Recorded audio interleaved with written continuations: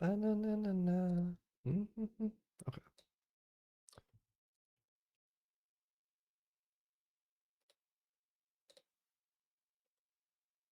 Dun dun dun dun dun. Dun dun dun dun dun. Can I keep that open but close this? Nice.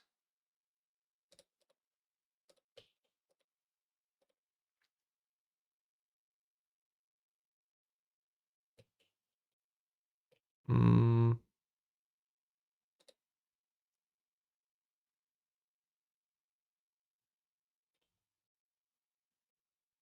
Okay.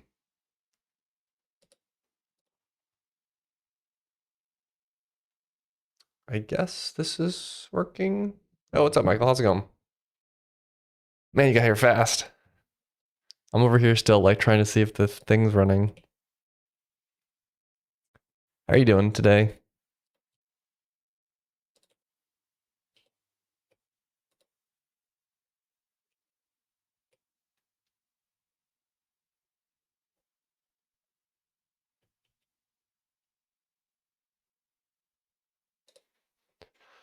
I'm good. It's cold today. Here in Florida. What is it? 43 degrees. Ugh. I actually don't mind it. It's kind of nice to have a little bit of cold weather for a change. So I'll take it. Sign me up. How are you doing though? 33? Oh, not too much colder for you. I guess you're only a little bit north of me, but still. For some reason, I always imagined Georgia is way colder. Or wait, are you in South Carolina or Georgia? I can never remember.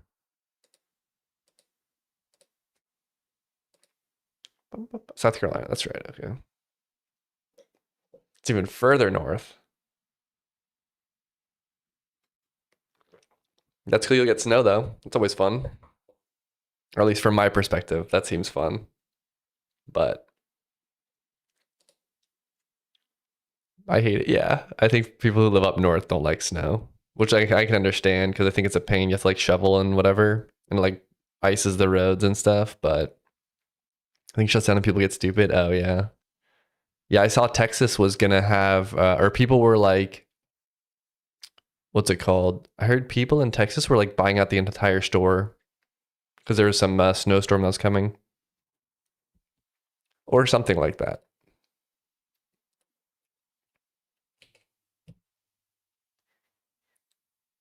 or something like that.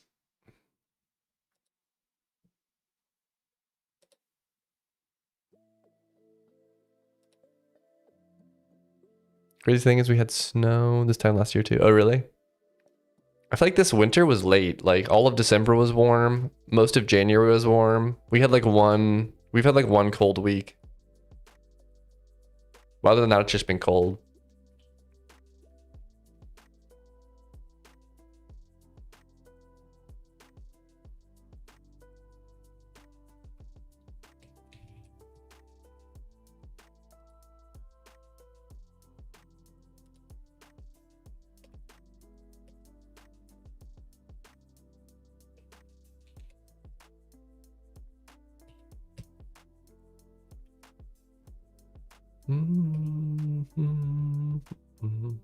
We're pretty mild overall, yeah.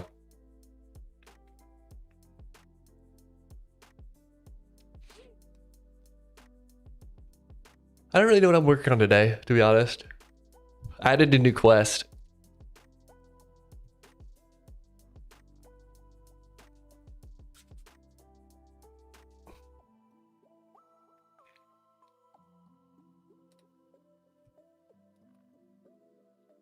Added this guy down here, and he has a little quest for you. It's like a little fetch quest, but it's a quest nonetheless. So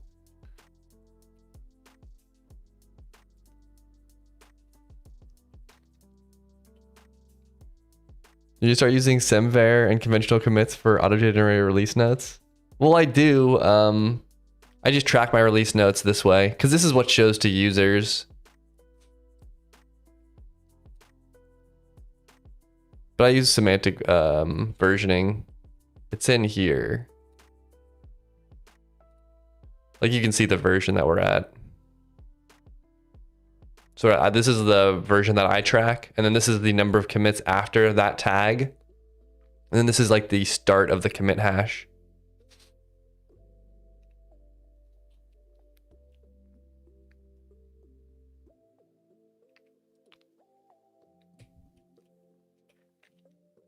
Yeah. It's kind of weird because I do it some, maybe a little bit different, but I force clients, if this number is ever different, the first 3 numbers is ever different, the client has to refresh to the new version. So like if I ever change like some network protocol or something like that, then I have to bump this version, this minor version. Or what is it, major, minor, patch? I have to bump the patch version. And then I do minor version bumps every time I do a new release, like a proper release. And then I'll probably just update this every like, probably never. At launch, I'll make it 1.0 or something. Like major releases, you know? That's kind of the way I do versioning. Then this stuff is just nice to have. So I can see how many commits past the last one I am. And then, so I can find the hash easily.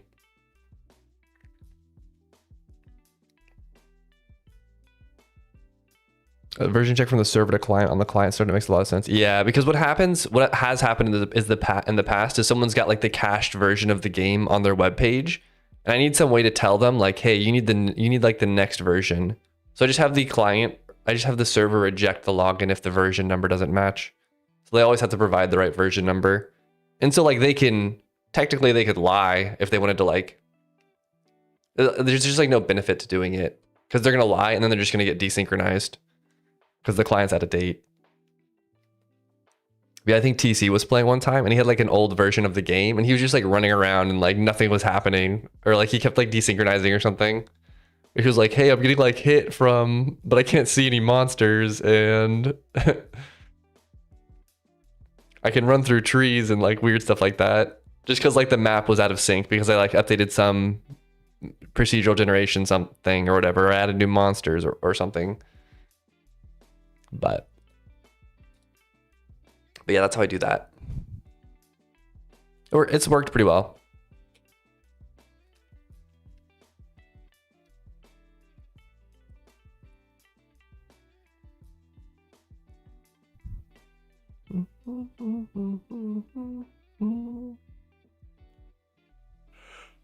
Okay. Whew.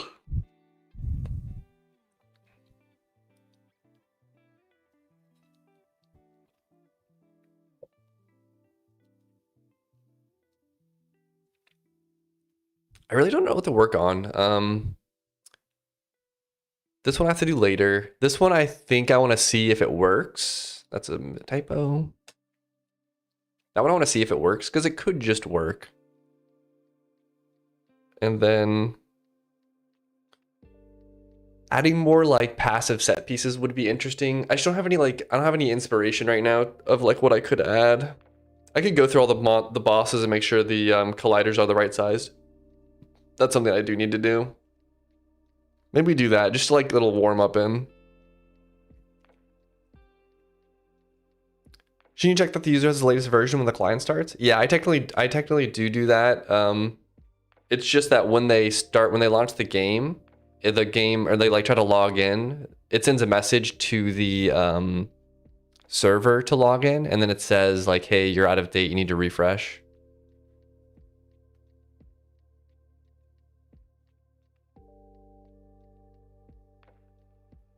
And that's kind of how it works. So technically it has to do with like what server you try to connect to. Like all clients are valid. It's just like, let's say I have a test version of the server, or I have a production version, or I have like a pre-testing server or something like that. Those might all the clients for those versions are valid. They just can't like commingle, right? So I have different clients that are both valid. They just need to connect to the right server and then they would work. I don't know if that makes sense. So I can't do like a startup check to say like, hey, are you the latest number? just because I might have multiple versions that are live at the same time. Yeah. I wanted to ask, over the course of building Mythfall, have you learned any super niche performance optimization that you needed to make on the server side that's specific to Go? Yeah, I mean, the biggest performance gain I've gotten is changing how the serialization works. So instead of doing like JSON or flat buffers or proto buffers or anything like that, I just do like very, very standard like binary serialization. So you just have these functions, or Go has a package called encoding binary, and you pass in the byte slice that you're encoding to, and you can append or write like new fields on there. And then for structs, I auto generate the serialization for it. And then for slices, it's like, where is it? Oh, I guess I generate that for slices, but a slice is just like, here's like the number of elements, and then it decodes each element that many times. So for byte slices, it's, you read a variable length uint64 to know the length, and then you go through and decode that many, or technically it's a byte slice, so you can just rip off, or you can just sub slice that to find the byte slice. But for a proper like type that was in there, if there's a proper type in there, then you could like iteratively go through. Yeah, so I generate the code for how it works for a struct, or I'll go to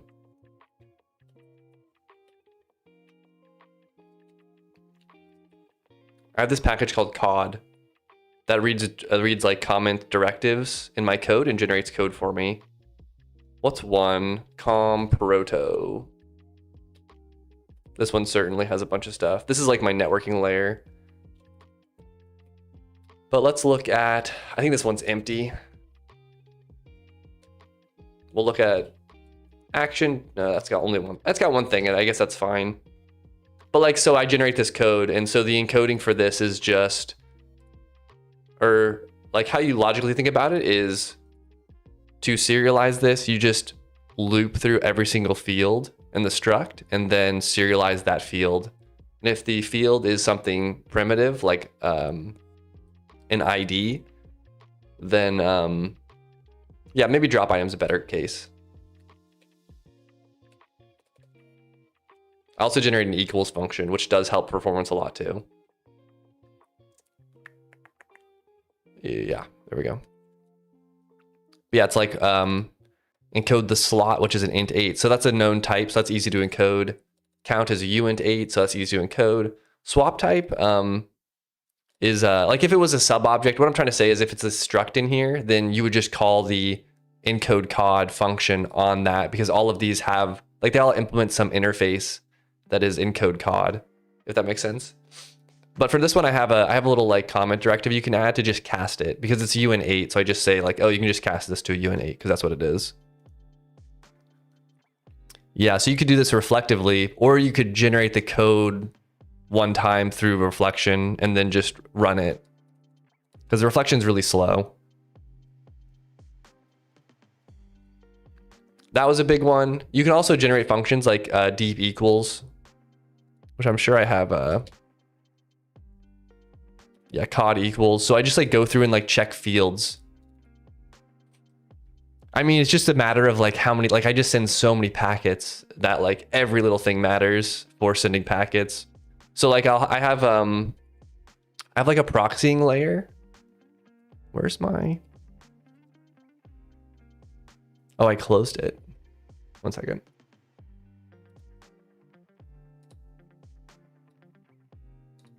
How I do networking is I have a, right, the server knows like everything, and the server sends a gigantic packet of like everything to the proxy. And the proxy has like all of the clients connected to them. So this has like, this sends over, or hold on one second.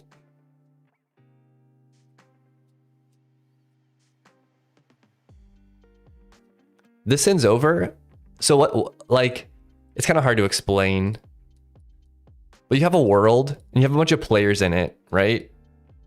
and you have a ton of monsters like strewn through the world and a ton of objects that need to be networked. Every player has their own vision of what they can see, and they only need to see that stuff. So the server calculates what people see, like what's visible to each player, and then the union of those lists is what's visible to like that. That's like all the information that the proxy needs to know. So it takes that, and then it packages up all the networked entities. And technically other players are like networked entities. So if you see another player, we need to send that over, right? So everyone sees themselves, everyone sees nearby entities. So you package all of these things up into one packet. But this is a lot of data, and it's got all of the stuff in it, right? But you also track like what each person sees, if that makes sense. So like the server's also saying like, hey, this person sees like all of these entities. Like it sees like 1, 3, like 5, these IDs. And the proxy has to decide what they need to send to each client, right? So how I do that is per client, I know that like, oh, they see 1, 3, and 5. And then I track like a cached version of the world in the proxy for every single user. And then I only send what's different. So if a component is the same, I don't send it. But if a component has changed, then I send an updated version of that component. So like if the health of a monster is the same, I don't have to send the health over to the client again, because they already have that last like state, if that makes sense. And so yeah, being able to compare if two components are equal as quickly as possible is super important. That's what I was trying to get at. And the bus of packets needs to be sent to the proxy and processed on a per client basis. That's lots of information. Yeah, it's a ton of stuff. So it's like a lot. It's just a lot to like parse through. So most of the time that I've spent optimizing the server has been optimizing this process, sending like how to serialize stuff as quickly as possible. And then this process, which is how to like know what's a diff and what's not a diff, and sending only the diffs. Because like if I run the game, like if you see the game running, it's like pretty minimal amount of data you need. It's like in the kilobits. So it's not like tons. And the reason it's not a bunch is because of this process. But I do have a few objects, like for example, the bank. The bank is just like one big object right now. So it would be nice to send like patches. Because the component has like every single item in your bank. So if you have like, let's say you have like 300 slots, then it has to send over 300 item IDs and 300 counts of every single slot, like how many items are in that slot. So it's like 300 times, like let's say 4 bytes per item. So it's a big update when you change your bank.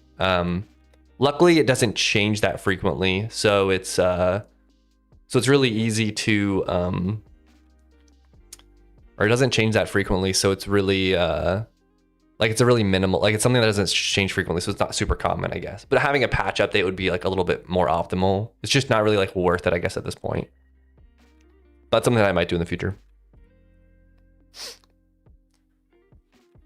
So don't get the entire world diff, just a diff of what has changed locally for the player. Yeah, it's what they see, and then it's a diff of what they see. So this proxy tracks like exactly what we've already sent them. And one downside, one like requirement you have to do it this way is you have to ensure that every packet makes it to the client, that the client's like received every packet. But I use a reliable mode on top of WebRTC, which does that for me. So thank you, buddy. Appreciate it. What's up, Jack? Have you found the need to optimize for runtime GC? Does it seem to keep up pretty well? Yeah, I've had to optimize the GC a ton just because of rendering code mostly. Like the thing with rendering code is like you just have to like allocate a buffer here with a bunch of vertices, and like it's just really hard to do when the garbage collector is getting in the way. Because the Golang escape analysis is pretty good. Like it'll detect if it will often detect if like a slice doesn't like last that long, you know? So it can just like allocate it once and then like free it up when it's done. It doesn't have to like leak it to the garbage collector, or it'll like stack allocate it, or it does something special when it knows that it doesn't escape to the heap. But yeah, the main problem with GC in games is or Golang in games in GC is running it on the web because you have a single thread, so the garbage collector stops the entire world. So, oh, thank you, Michael, for the 5 gifted subs, buddy. I appreciate it. Thanks a lot. Thank you, thank you.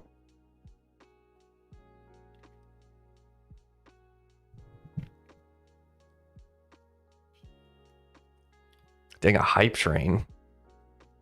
Thanks, buddy. I appreciate it.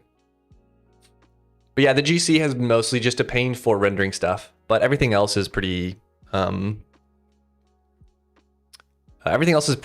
It's just like the one part's kind of a pain.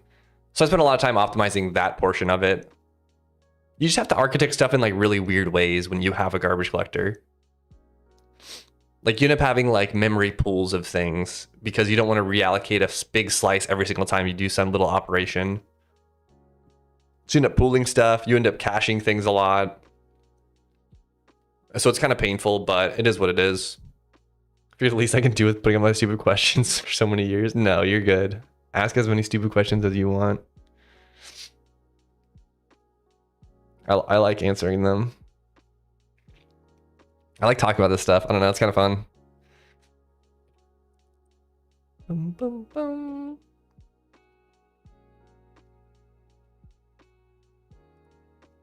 But those are like the 2 biggest stuff. Rendering code for garbage collection stuff. I mean, this stuff affected the garbage collector as well a bunch, but once I solved this solved a lot of problems. It solved a lot of memory pressure problems and it solved a lot of performance problems. So yeah, just serializing and deserializing stuff. Once you see how fast you can do it with binary protocols, like simple binary protocols like this, you realize like how slow JSON is. And it's kind of baffling like that why people use JSON for anything when you see how slow it is. But I mean, I kind of get it. The one downside with this sort of protocol is it's not compatible with anything else other than what the protocol that it exactly matches. So like with JSON, you can add in another field and it doesn't break the other fields. But this one, if I added another field, then like now the decoder has no idea how to decode it. So it's not like self-describing and it's not like forwards compatible or backwards compatible. It's just not compatible. But those are the trade-offs we make. So you just lock the client version and then you don't have to worry about these being incompatible because the client version always checks that first.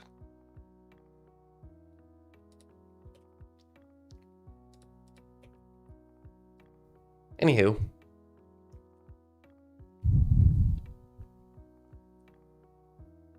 Oh, thank you, Dracula, for the 2 gifted subs, buddy. Appreciate it. Oh, dang. Hype train level 2 achieved. Crazy. Thank you, buddy. That means a lot.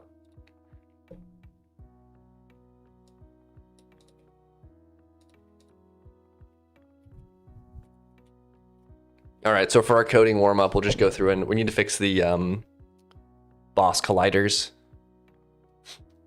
Or we need to test the boss colliders at least. So this is gonna be a lot of running around. I think it's mostly for older dungeons. Also, I have this weird bug when I hit the slash button, it types 2 slashes. That one's good.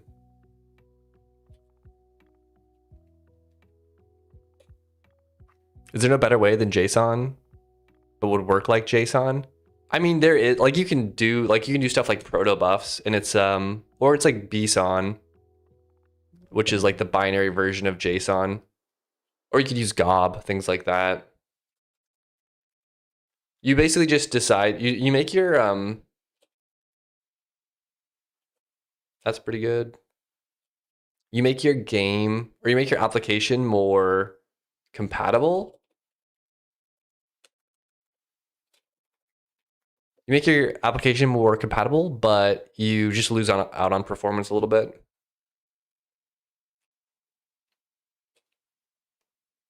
What version of Go are you running on? Might be cool to see. Might be cool to see with the build with the Pico flag enabled and profiling here. Yeah, there's all those different like they're like more efficient than JSON, but because they're like more binary based, but they have like extra stuff tagged into the data so you can decode it more easily. So it doesn't break compatibilities.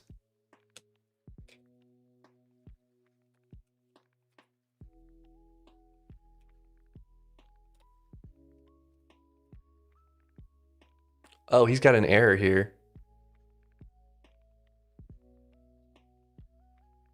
I wonder how long that's been in there. I must have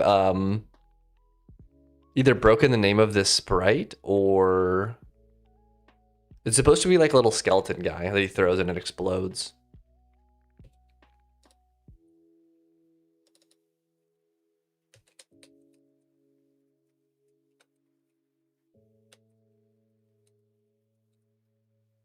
Yeah, I can run I could run the profile version if you want. You want to see the client output? You want to see the client profile? How do I do this? Profile. Well, I'll run the client with pprof on.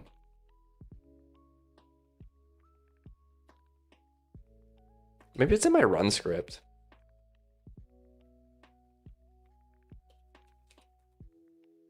.21 introduced Pigo as an experimental feature. Yeah, I use Pigo for the server. And when I build it, like I have a Pigo file that I use. What I've seen from Pigo is just that it'll detect hot functions and it'll inline them more frequently. That seems to be like all it does. I don't know. I don't know if it does anything else, honestly. The only thing I've actually observed is it inlining functions. Like functions that are kind of a little bit bigger than they would normally inline, but they're not used frequently. And they're only used in like one spot. That seems to be like the main use case, is just helping the inliner. But I'm not 100% sure.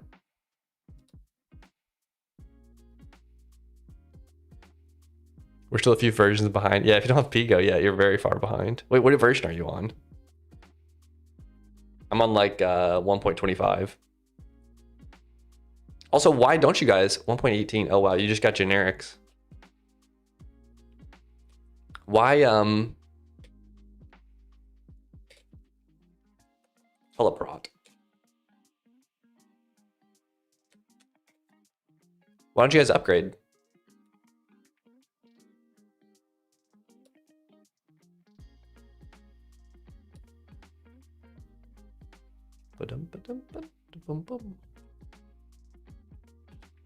Because one of the nice things about Go is it's a monolith that requires a lot of coordination. Oh, okay.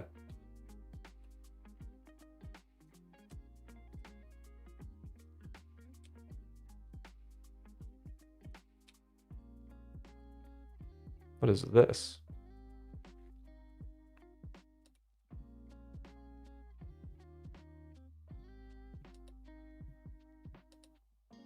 Oh, we got this like emote or something.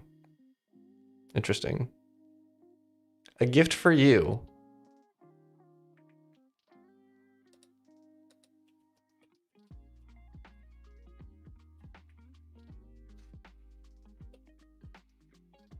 Twitch is kind of an interesting, a weird platform.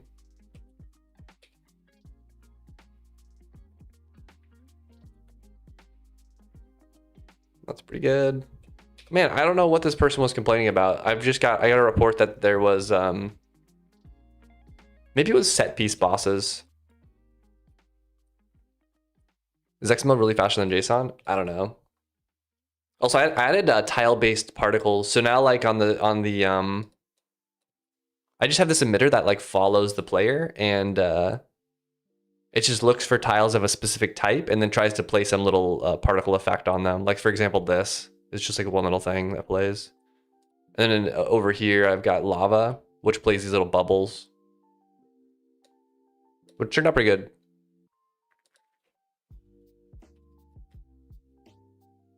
Yeah, I see now. Like this is too small. Or wait. Oh, the outer blue is the teleporter.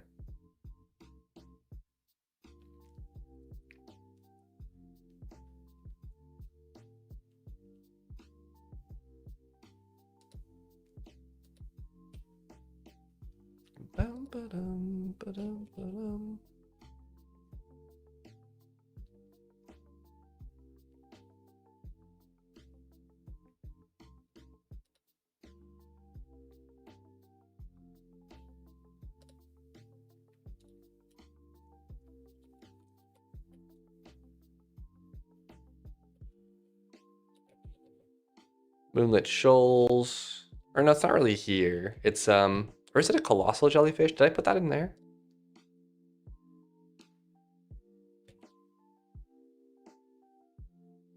Oh yeah, large black, okay.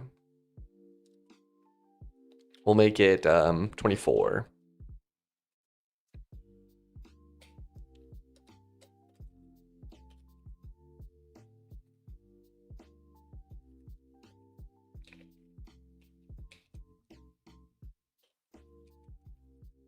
Large purple.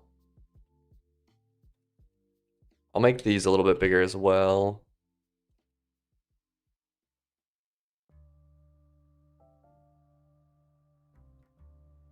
It's just a reskin of. I really wish Go just had the ability to, like in Rust, I think you can do this. You do like, my struct is whatever. And they do like, you can do like, I don't know what it is. You like default or something.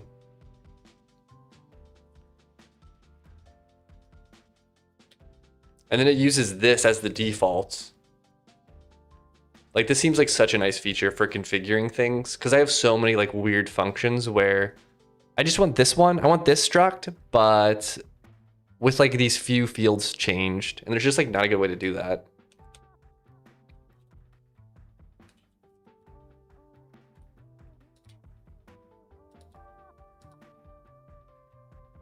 That's also really small. Let's fix the jellyfishes as well.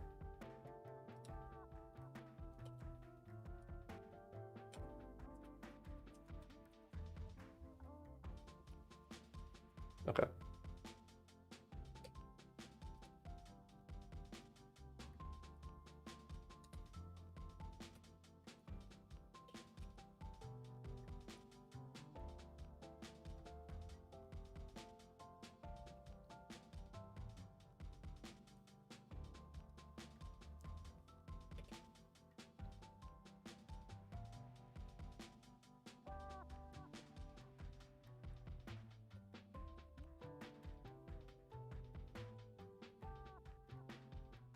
Okay, that's a better collider size. It's still a little bit small, but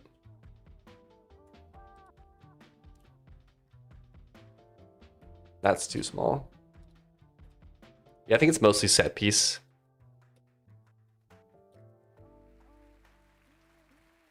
Set piece colliders are just a little too small, or in this case, it's way too small. Let's try 12. What we'll do is we'll go through, we'll try to find a bunch of them, and then we'll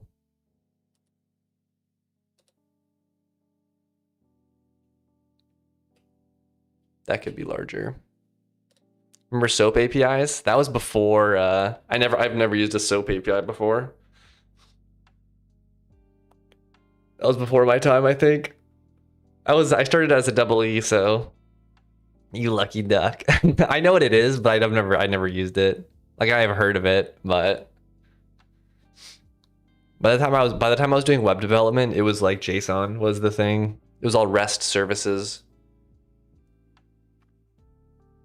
RESTful.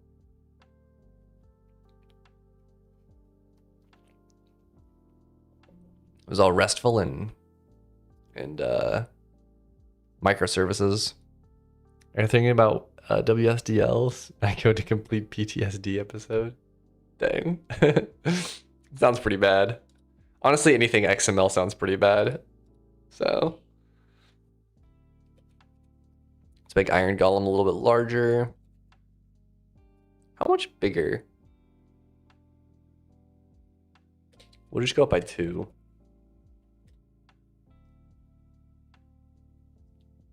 right, Gumbo Forest. That one's pretty good. This one could be larger. Or it's Actually, I'm not sure. Oh, Blight Cap. That's what his name is. We'll go up by 2. Wisdle. What's up, course?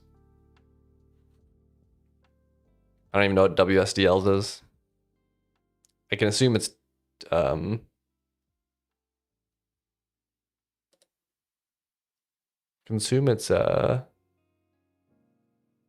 what is an SDL? I was trying to think of the acronym. I thought it was like domain specific language, but that's a different one, I guess.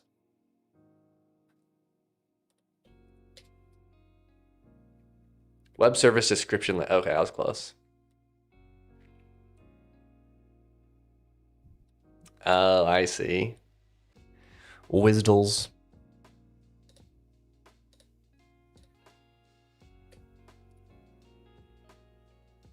I was gonna have forgotten Veil. This one is, oh wow, that's so small.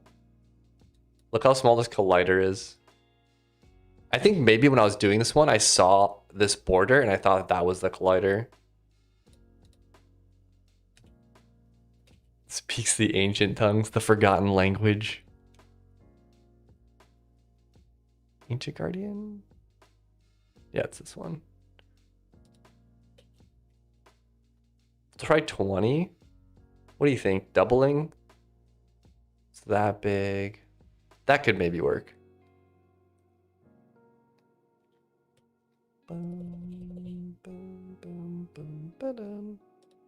Okay.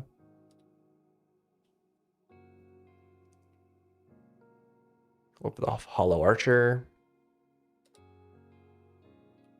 That's a good collider.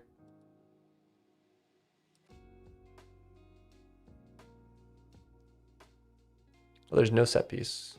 I guess there's Briarhoof here. That's pretty decent. All right, let's do these ones. Watcher of Anubis. That could maybe be a little bit bigger. Or it's like called Desert Temple.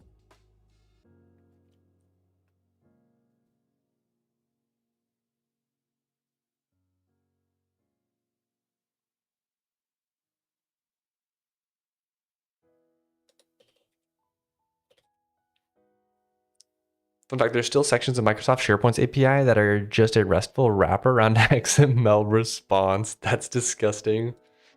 I worked in fintech for a while, and even to this day, there are still SOAP APIs in use. Lots of B2B banking systems still rely on them. Oh, really? I could see that. I think financial stuff moves like, that's one of the most slow moving fields.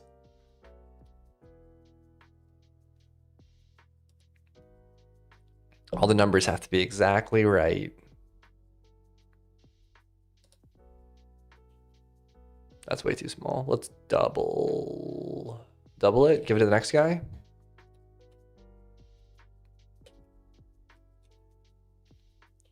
I think it needs to be more than double though. Yeah, so we'll do double to 16, then we'll just say 20. I'd rather it be on the bigger side than on the smaller side, I think. That one's pretty good. This is just a weird one. And those are okay. It's mostly just like this is too small. It's all the old ones, all the old bosses.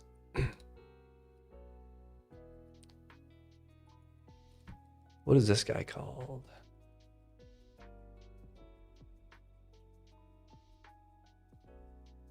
Oh, Dwarf.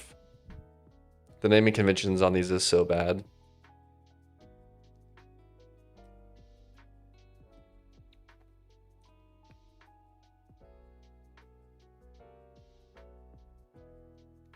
Can you destroy these? The steam pipes? Oh, I guess you do. No, I thought they just spawn.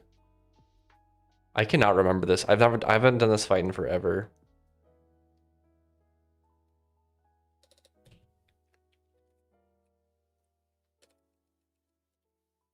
Hold on. We'll do we'll make this 20. And then we'll just see.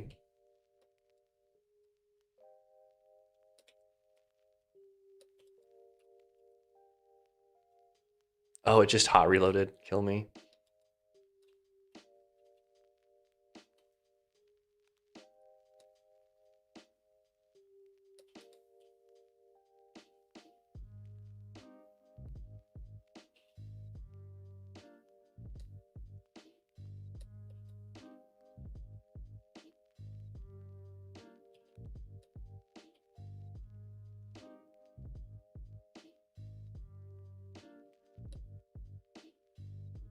Got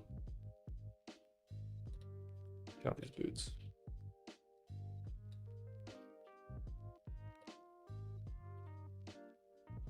Okay, yeah, he spawns these. You have to destroy them. That's what it is.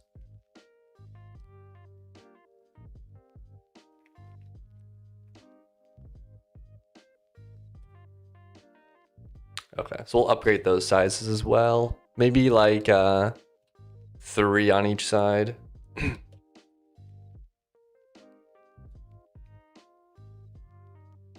We'll also update this one to 10. A little bit larger, and then this one is currently at 8. What did I say, 2? We'll go 10. We'll go a little bit larger. I'll go 12. Because this phase is kind of a weird one where you're trying to like, you might be attacking from a little bit far, so. I feel like the charge up animation is a little bit too quick on these guys, but whatever. All right, let's look at the cultist. He's a little small. So we will fix that. 10 is just the number. That looks fine.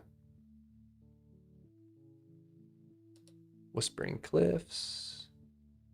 This one's a little small.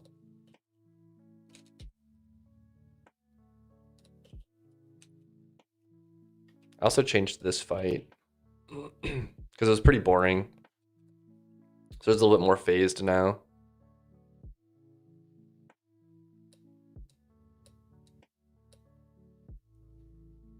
It hot reloaded.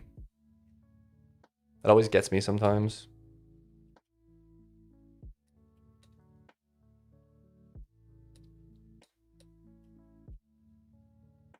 These ones seem fine.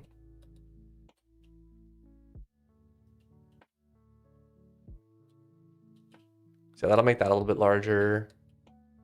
Okay. We'll finish him. All right, Brimfang Wilds. Not a boss, just a teleporter.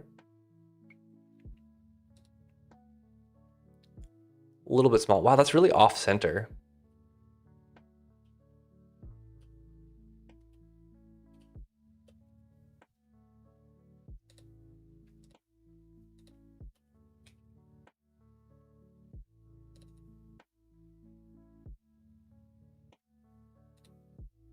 Yeah, it's like on his, the mount point is like on his, it's like on his leg. So weird. That seems a little bit better. All right. I need to resprite that one anyways, but did I change the size of that? Yeah, we'll up the size of that a little bit. Grim, he will go to 18. Oops, not 28, 18. We did Whispering Cliffs, we did Brimfang Wilds, we did Frostvale already. We just have to do Twilight Forest. We'll make this a little larger.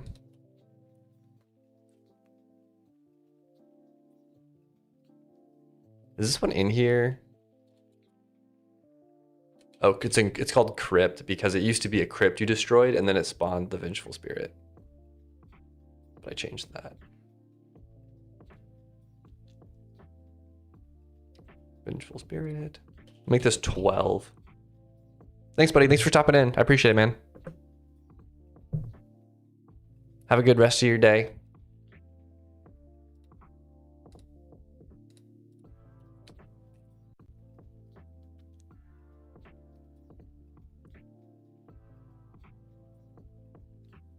All right, we fixed all the colliders or all the set pieces. Sometimes the problem with getting feedback is if like all of them are broken, then they don't know what to tell you. But if like one thing feels weird, they're like, hey, like this one boss has a small collider. And the problem for this was just that all of the bosses had too small of colliders, but it was only the set piece bosses, I guess. Like, I'm pretty sure these are a little bit better balanced. A few that I'm thinking of, though, are Ancient Ruins.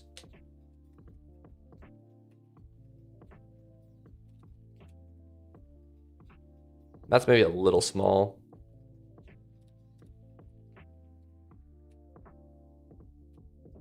Or it's gonna be in a dungeon.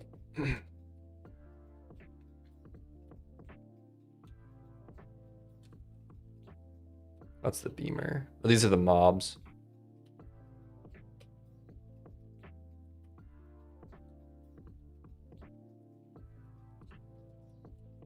Level 24. It's always these ones that are a little bit too small, I feel like. There's that one. The newer ones maybe Luminous Cavern might be small. Because the other one was small. That's okay.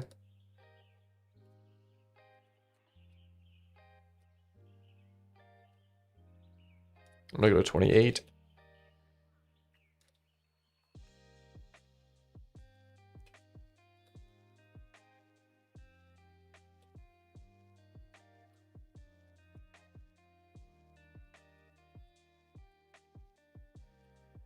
Those look good. A little bit of volcanic core.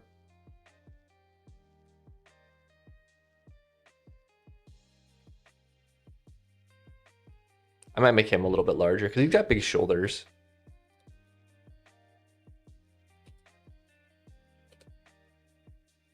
I'm gonna go 24. This is already a hard fight, so.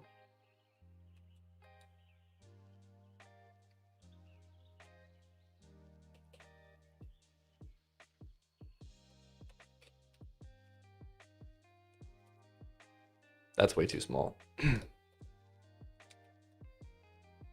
right, we'll just go through. I'm gonna go through some of the old bosses and up their collider size.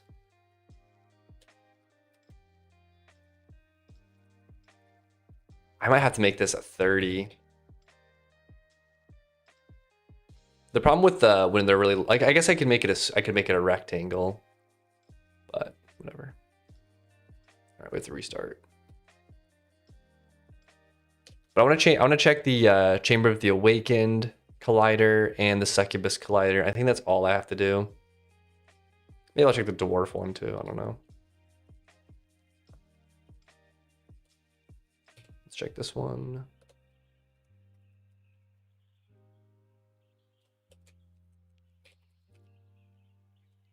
Yeah, it's too small. Thank you, Kaiser Dev, for the follow. Appreciate it, man. Yeah, this is way too small. Let's fix this.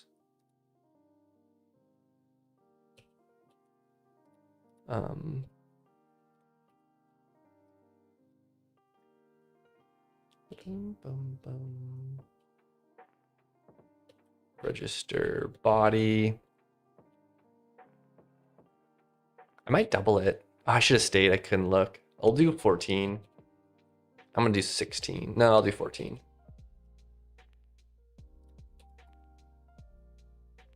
That one. Cool crab. I mean, we only have these 4 left. Let's just check them all. That's good.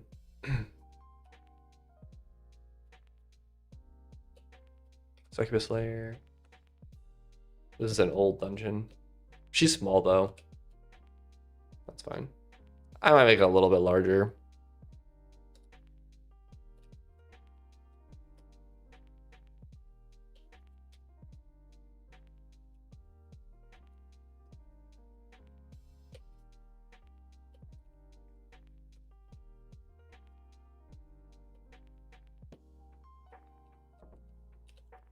Wait, hold on.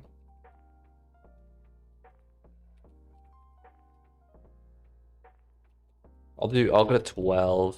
So it covers her wings a little bit more. And then we'll just check this one and then Anubis.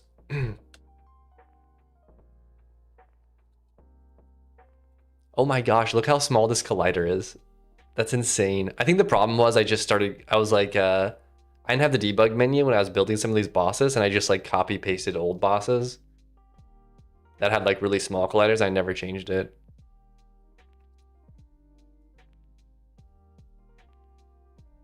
Okay, this is Hanging Temple.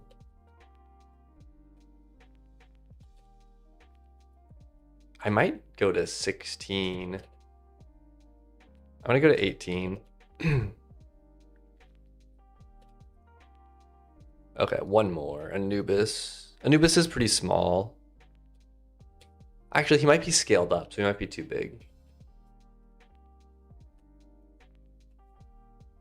Yeah, I'll make him larger.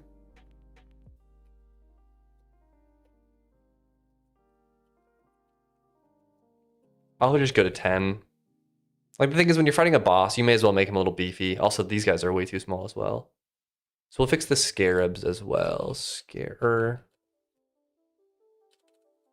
This spawns gold scarabs, which have this body. I might make this double. I want to look at the biome now, because I have scarabs there as well for the elder scarab fight. What's this biome called? Sunscript Sands.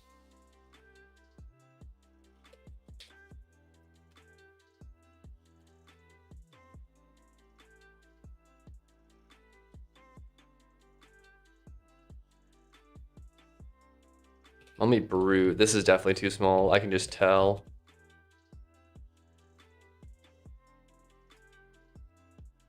I guess they're in the set piece for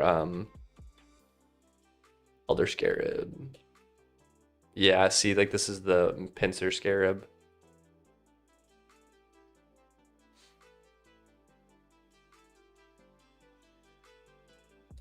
These, I guess, are a little bit better sized. We'll make it 8 though.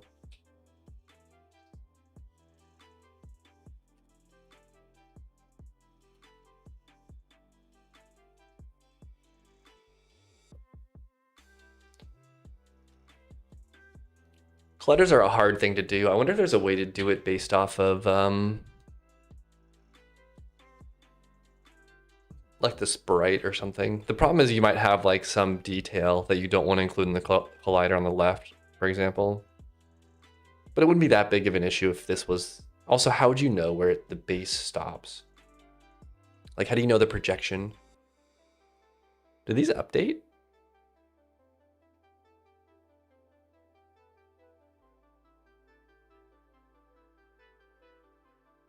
Oh, they might have updated because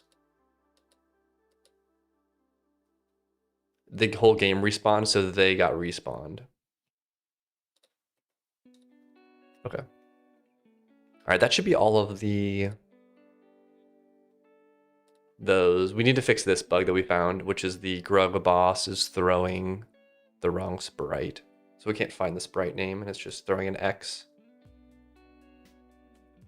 Grug pit.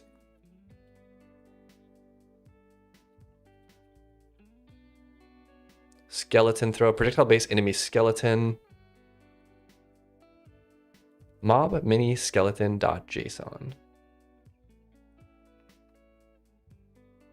Oh, I bet I renamed it for the... I probably renamed this sprite. Mob skeleton white. I thought I had a special projectile for this, but it's using the animated one.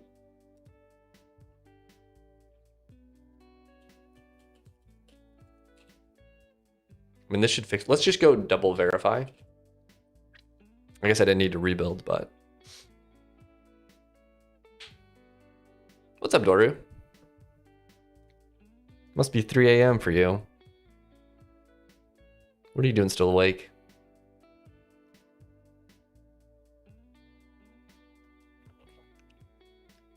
Oh, it's only 10? I figured you'd be playing the horse game.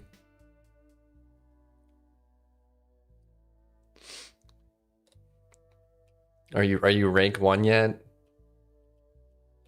An anime horse racer girl? Glad you're not streaming at like 3 a.m. my time. Yeah, I think I prefer to stream a little earlier. The problem is I wake up and like I'd rather just like stream rather than like waiting. Then I can stream before I eat, and then I can eat lunch after. But I was trying to like work and then eat lunch and then stream after lunch. But it's just nice to like, I don't know, start. So I work a little bit, but then I'll stream. Once I get a few like little things done.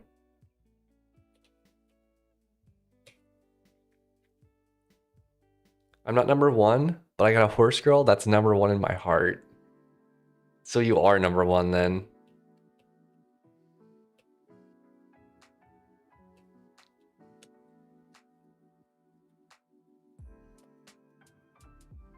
That guy's too small.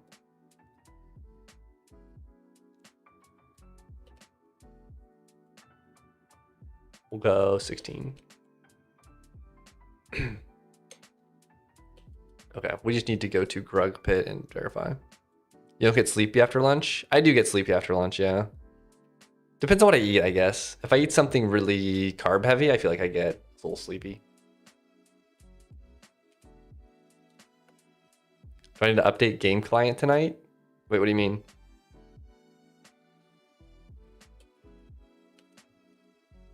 There they are.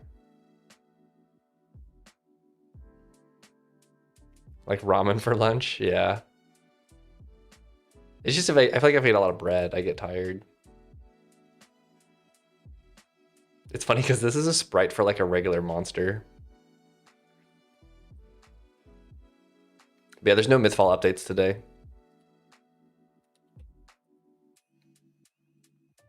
Okay, that was a lot of files to change. Let me just run it to make sure it regenerated everything. However, I do have a new quest coming out. It's a super short, simple quest, but it is a new quest. Gotta reuse all those skeletons. Exactly. Mr. Skellington.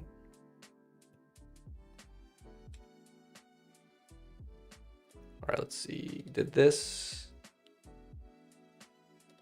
I'll have the bug fix fixed.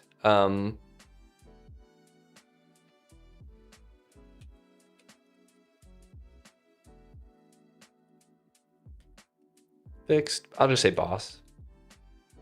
Fixed. Throwing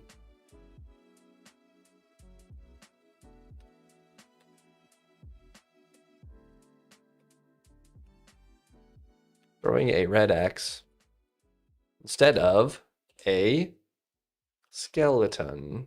I'll do skeleton. Is it 2 L's?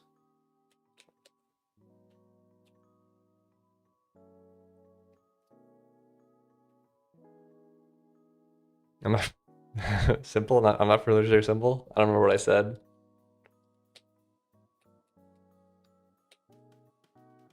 There's only one L in skeleton. I'm too scared to Google this in public. How do you spell skeleton? I don't know.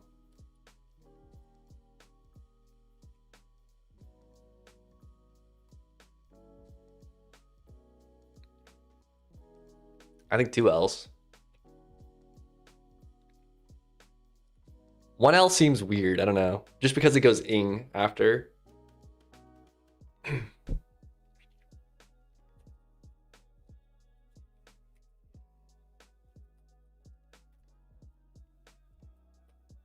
Commit messages though, we don't mess around. We don't type things like skeletons. But for the patch notes, we can throw it in there.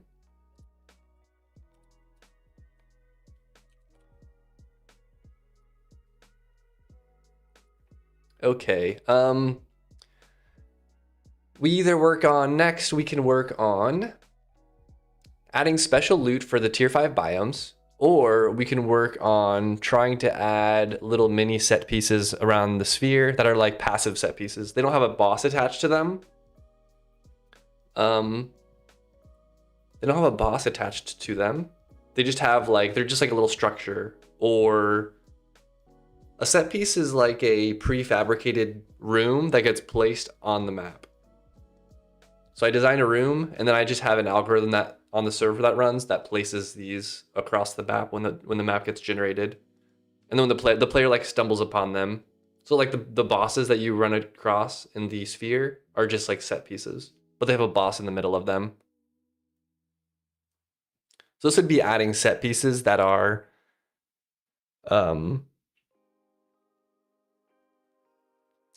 I don't know. They're more like decoration set pieces, I guess, to break up the world. Because like right now, you walk into the forest and it's like it's all the same, just like forest, you know.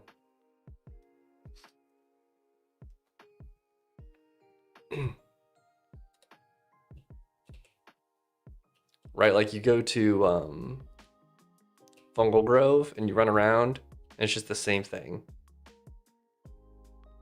Or now they're walking into another dungeon, but yeah, we're just like walking around. It's the same sort of stuff. You go to a new biome, it's the same stuff throughout the biome. So then you run across this. This is technically a set piece. I'm probably gonna redesign these because I don't really like how they look, but they just look like weird to me. But it's just the same. It's just like the same thing, I guess. Also, this one needs way more trees. This has like no trees in it. But that's why we iterate. Oh, there's 2 teleporters in this biome.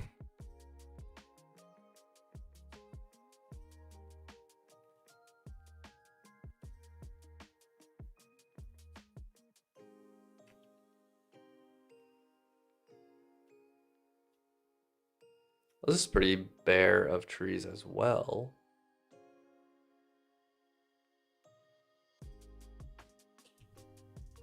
Also, Dora, I fixed the swimming animation. See? Look how good it looks now. Oh, that's so interesting. If you zoom in, the particle system tries to place particles only in what your screen can see. So it places them in a higher density. I think it actually looks kind of cool though, right? It's gonna look weird for lava, but for this one, it looks a little bit more like you're just getting more, you're getting more detail. And then you stretch out, you start seeing like less detail.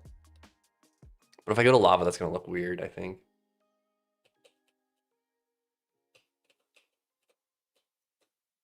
Hold on.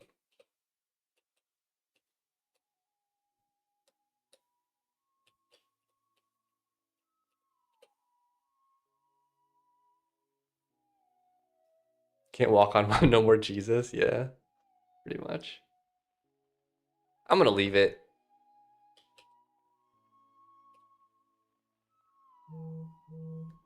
I'm gonna leave it, I think.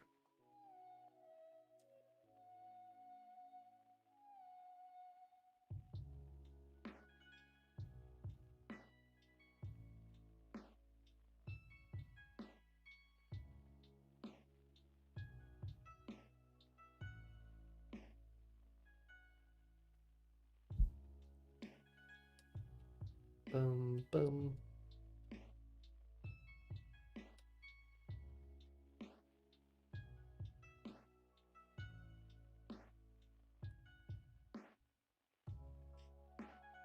Do mobs get burned when they walk into lava? No. Only players do.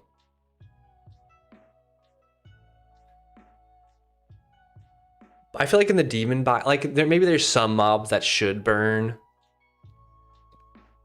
Unfair, I know. Well, you should see your hitbox compared to their hitboxes. Look how small your hitbox is. Let's go find a crab. I guess his is the same size, but look at this guy. Poor guy. He's like your size, but he's got a massive hitbox.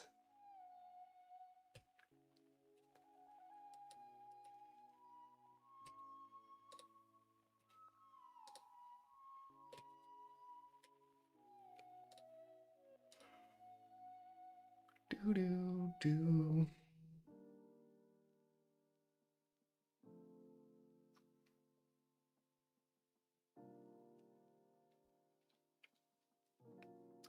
Let's maybe do loot. Because loot is something I need to actually do. The other one's more like kind of cool for cool decorations. Let's see what we already have in these biomes.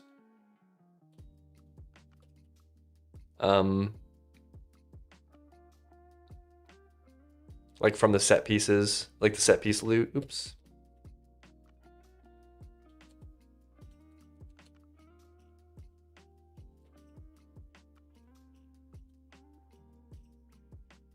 We have the spectral wand. I feel like that's kind of like a special weapon though. I hate to make that a general loot item.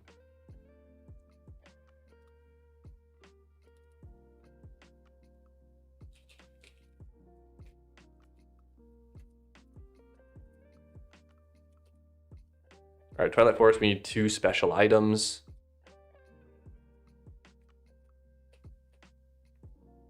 On Twilight Forest, we need 2 special items. All right, let's look at the next set piece, which is going to be Dwarf, or it's called what?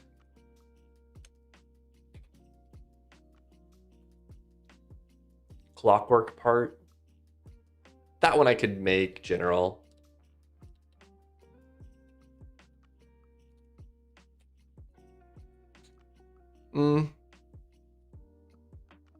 I think I'll make that general because I think it's kind of cool to build the clockwork items. I'll have a drop from dwarfs.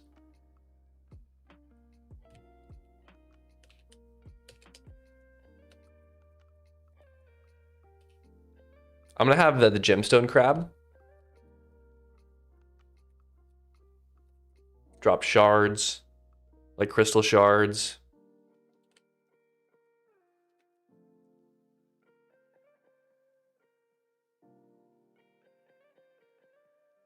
Boom, boom, boom, boom. I don't know. Is that too easy? I guess I'll make it a little bit more of a rare.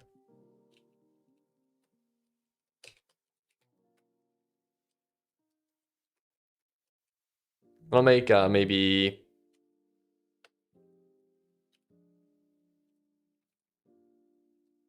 Obi Scorch Summit, and then we have Sanguine Scars. Which if I didn't close, oh, I guess I don't need to have it open. What's a gemstone crab? This thing. It's gonna be a new mob that spawns in the dwarf biome, or sorry, Scorched Summit biome, which I think I might rename. I'm not sure what I'm gonna rename it to. But right now it's called Scorched Summit, so yeah. I'm reworking right now. I'm reworking all the tier 5 biomes.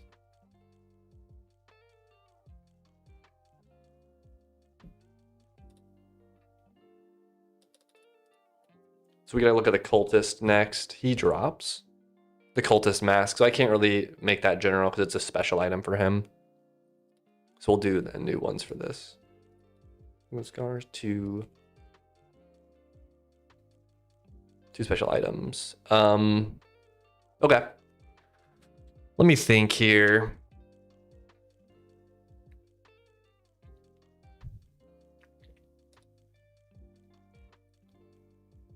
I have to go to the bathroom, and then I'm gonna make some oatmeal, and then I'm gonna come back. But if you guys have ideas for these items, let me know, and I will consider it. But yeah, give me like 2 minutes. I'll be right back.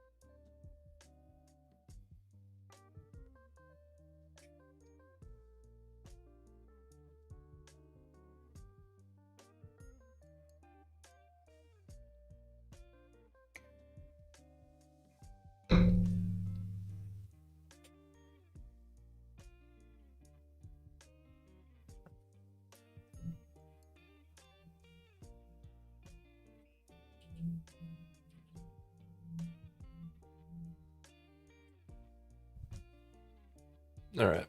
My cat stole my chair, so I have to stand now. Skeleton equals skeleton. Yes. Doru made me do it, so.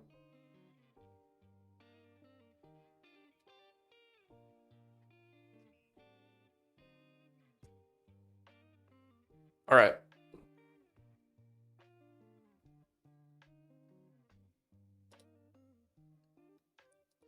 Time to be creative.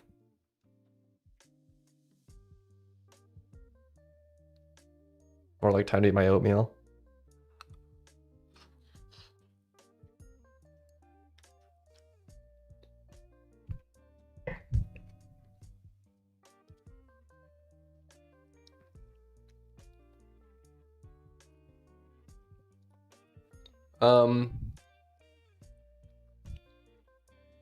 Let's put the notes in here. We could add thorns.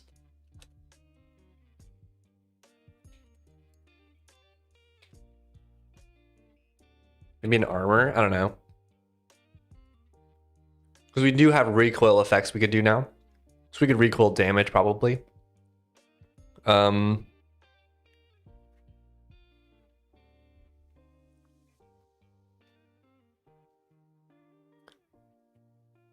Let's see here. Something lava, something demon themed.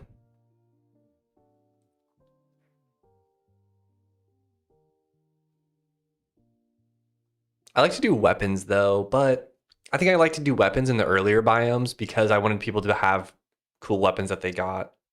But in the later ones, I kind of feel like armor is what people want.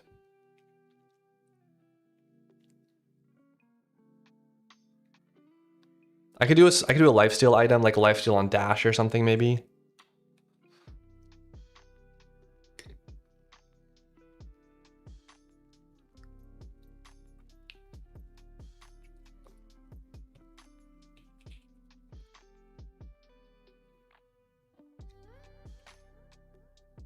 The problem is these are like too cool. Like these are like too interesting of items to make just like regular mob items.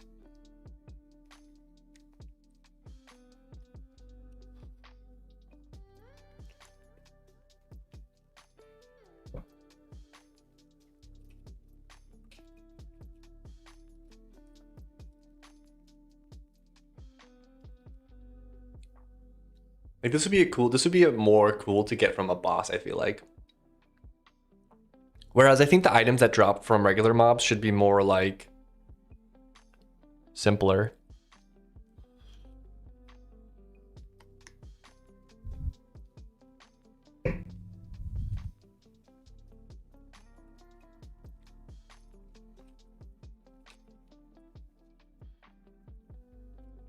Maybe a demon face mask.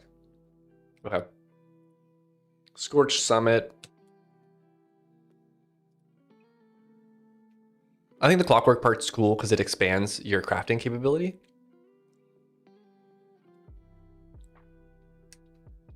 What else could we do?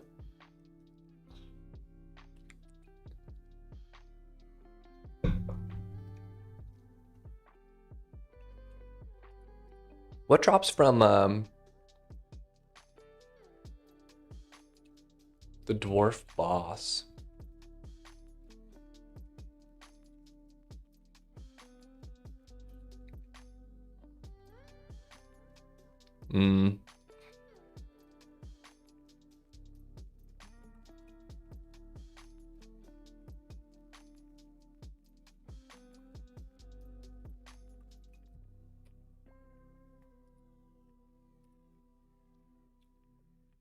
Flame cape. I could do a flame cape maybe.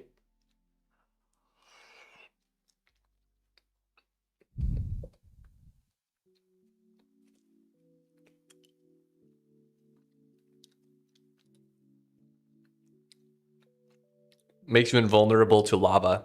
Ooh, I like that. Makes you invulnerable to burn. That's so cool though. I can't drop that from a regular monster.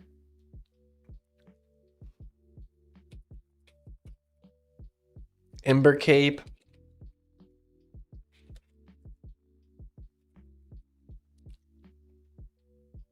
Yes, please. I hate burn. All right, Twilight Forest. Oh, also I was thinking of making the tier 5 biomes each have their own unique resource. Like what I was thinking was I was gonna put obsidian into the biome before it. Or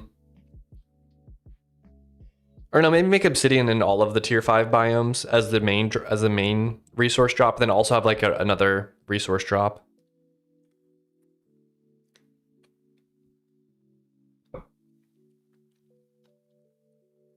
Like this one has ectoplasm.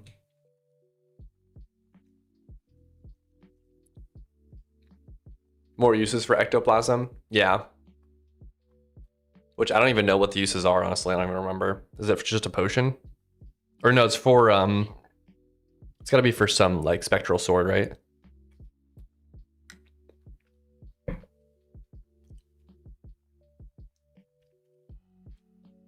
Portal?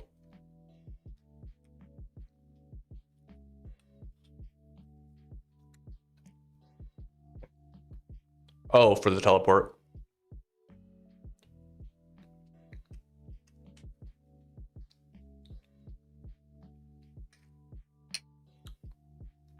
The thing I have to keep in mind though is when I do items that drop from regular mobs, it needs to be something that you like craft with, if that makes sense.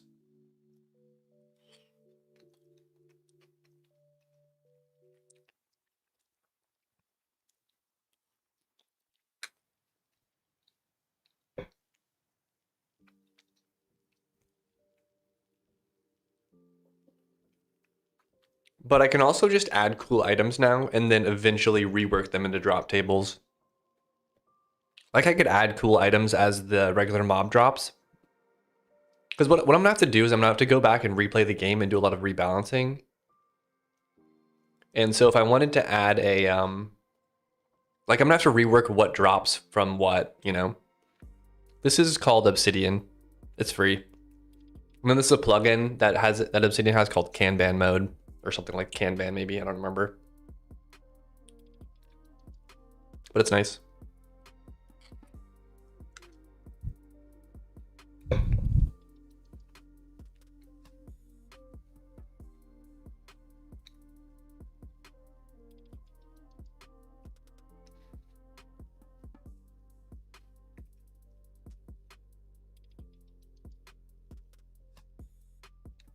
I wrote my own notes app a while ago. Oh, cool. What'd you make it in? I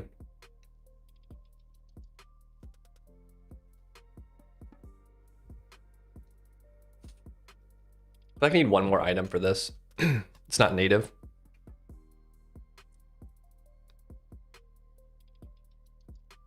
Is this vault only for MMO dev? This is for this one project. I have a folder in my repo.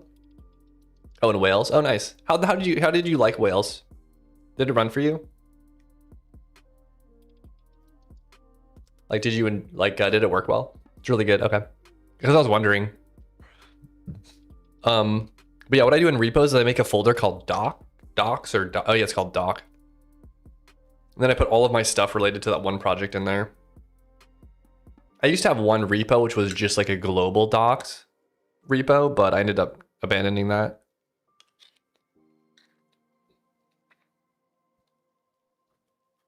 It got too messy.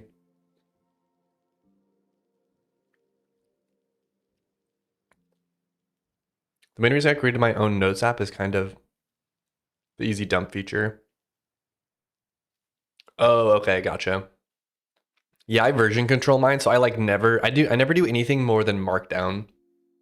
Which is funny because I've wondered if like maybe I should just build like an Emacs plugin or something that just makes this process easier, like what I do here. Because 99% of the time it's just like I want to find like my to-do list in my active column.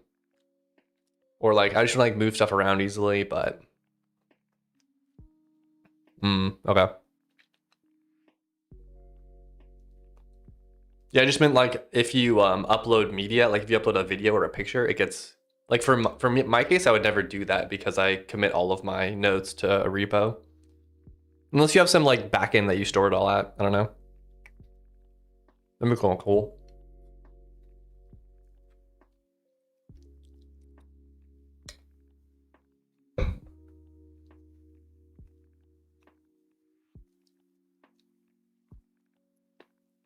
There's a Vib bindings plugin that I use.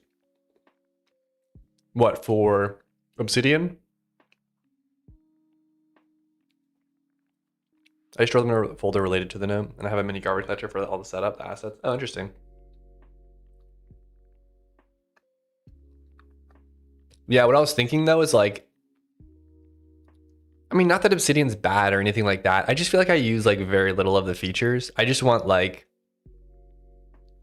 a better typing interface or like a more like readable markdown interface for viewing it. And I want to be able to like hop between stuff easily.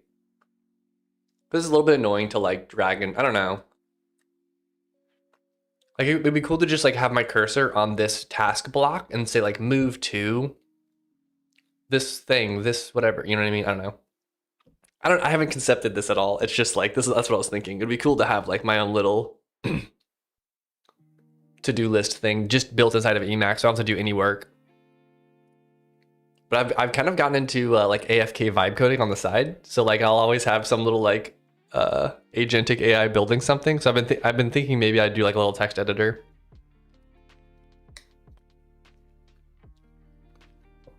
Because a lot of times, like most of the work I do nowadays isn't like programming stuff.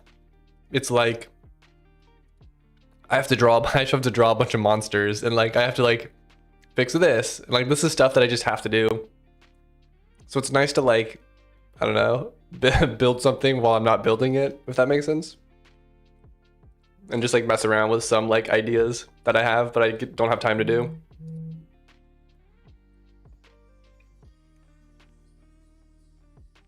Yeah, I might actually do it. But first I have to build the programming language. That's my recent obsession. Was building a transpiler, so.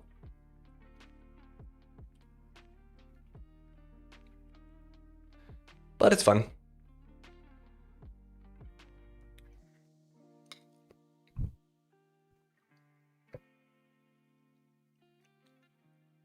It's like a custom language that doesn't compile, it transpiles to C.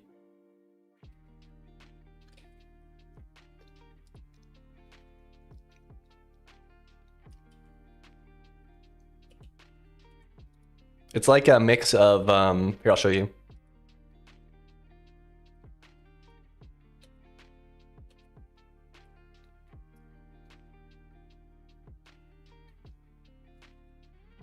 I don't really have a good like.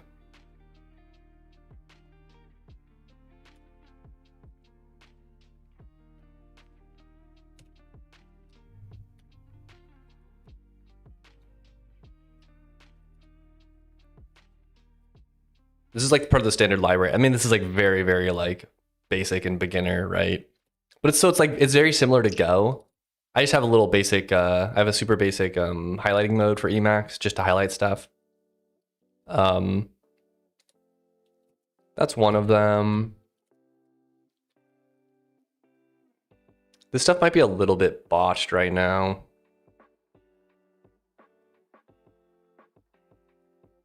Wait, where's the generic one? I don't have an LSP, so it's kind of hard to hop around. Yeah, but I have runtime type information. So I have an any type, which is just like a boxed runtime type. Which that's some weird coloring. I don't know why that happened. But yeah, so you can take this val and then there's some like built-in intrinsic, like info gives you the type info and stuff like that. So I was trying to like mess around with like some comp time stuff as well. Not that this is compile time, this is more like runtime type introspection, but I do have generics as well, which must be in this.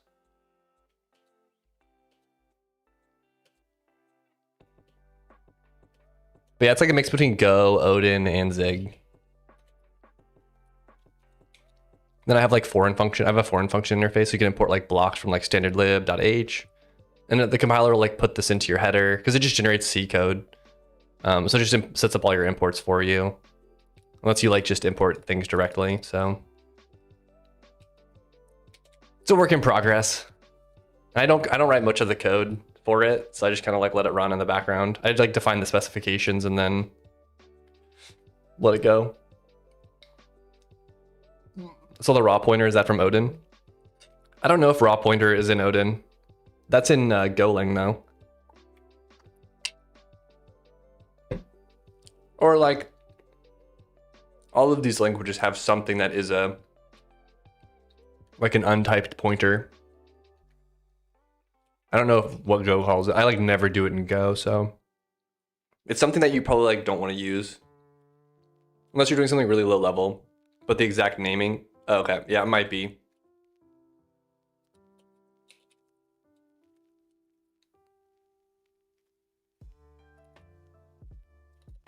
Yeah.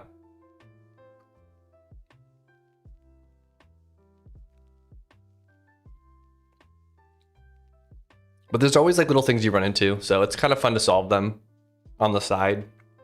So I get to like think of the architecture and not worry about too much about implementing it. But the actual implementation ends up being like kind of bad sometimes, so it's a little bit frustrating. But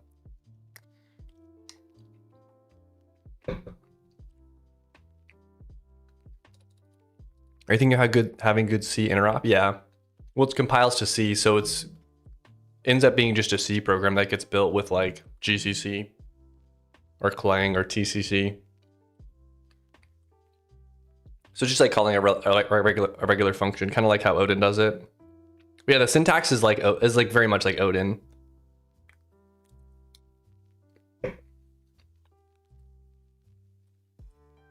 What was I doing?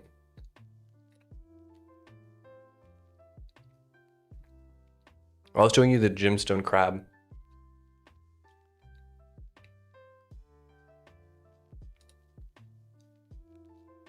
All right, Twilight Forest needs some specials.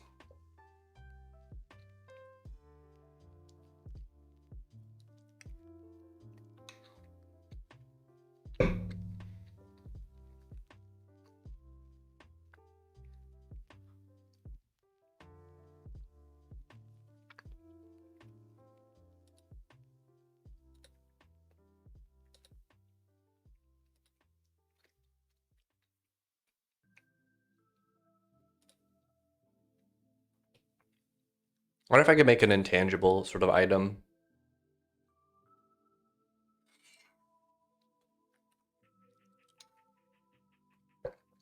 I don't know. We'll come up with something while we build the other ones, I think.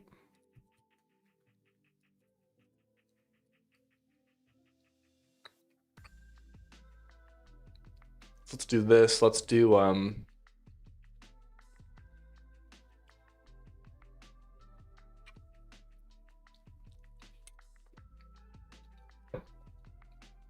it's so hard because I want people to craft things, but I also want them to get things. It's kind of hard to know like what ends up being a crafting part and what ends up being just a regular item that they get as a drop. And it ends up just causing me to have like double the number of actual items.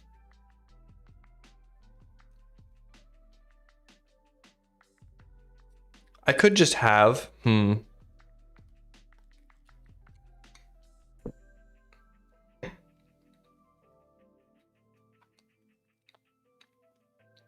I could have upper level mobs drop crafting items and then drop pre-crafted items from previous tiers, maybe.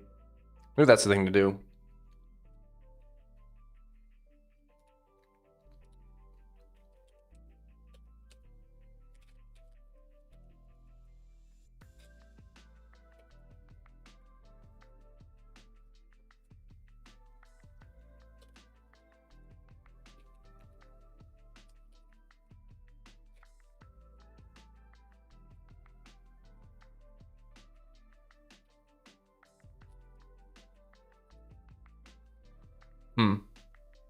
I don't know.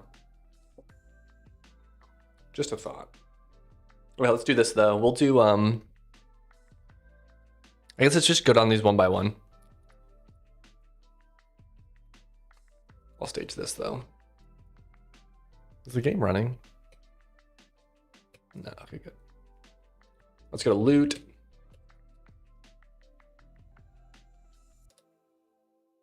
All right, Scorched Summit. This is going to be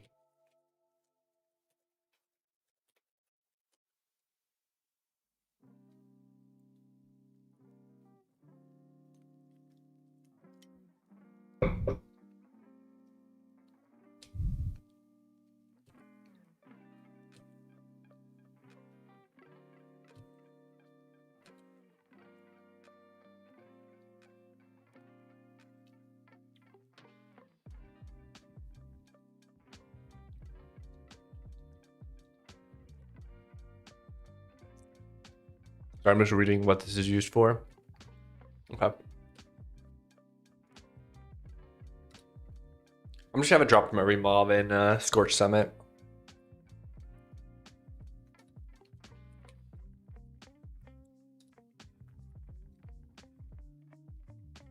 Gemstone Crab. This one I might make a little bit special though.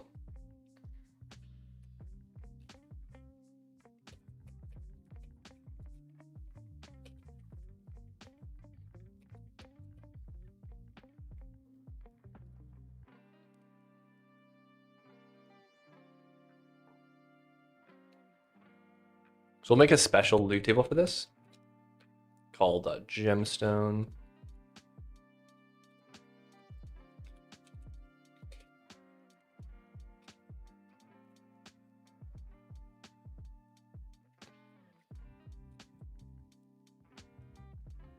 Oh wait, I don't have to make it rare. I just have to make the drop of gemstone. I'm torn because I could either make it so that every gemstone crab drops a shard, or I could make it just drop a random shard.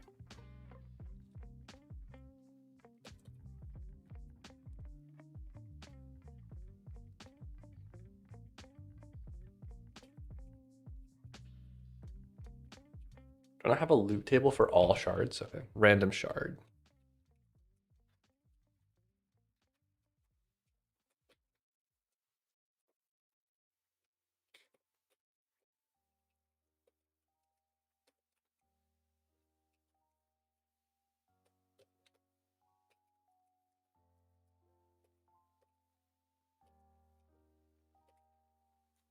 All right, so it'll have the default table, the default loot table. Then it'll also have a low chance to drop a shard.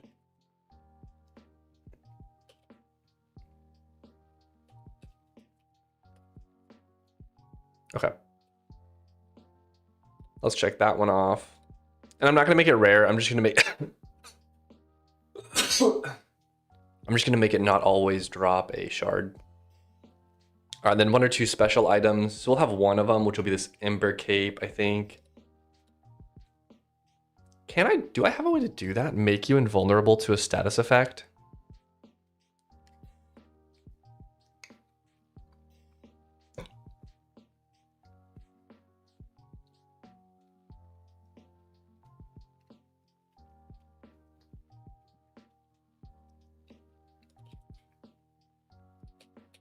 I'm actually not sure if I have a way to do that.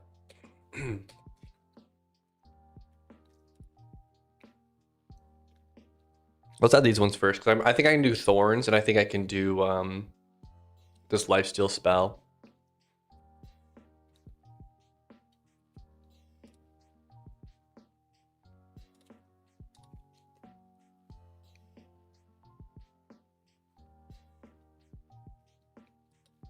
I wonder if the Lifesteal on Dacier is cooler in the Demon biome or in the Twilight Forest biome. Because I could make it like a Soul Siphon Boots or something like that.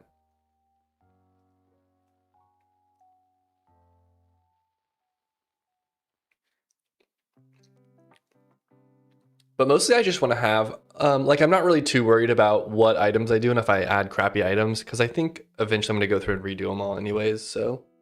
It's nice to just like build items.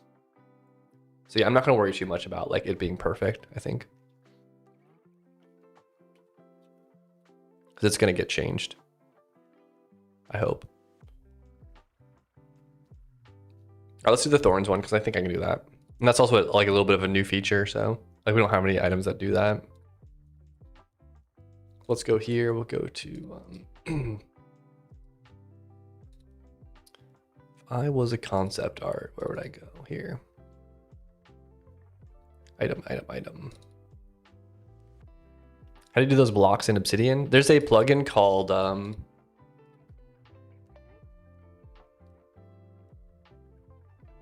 there's a plugin, community plugins, Kanban, MG Myers. It lets you make these Kanban boards in Obsidian. So it's pretty nice.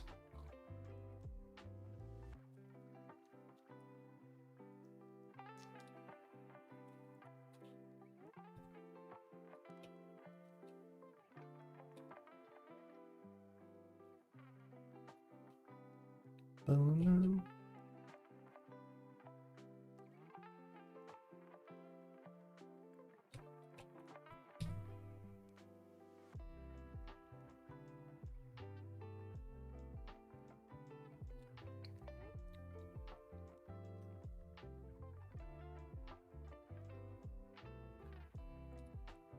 Oh yeah.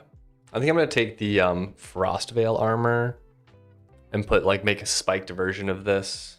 I think this is mine. Yeah. This is the best thing I ever did was making just a really big file with like a ton of art and then just iterating on it.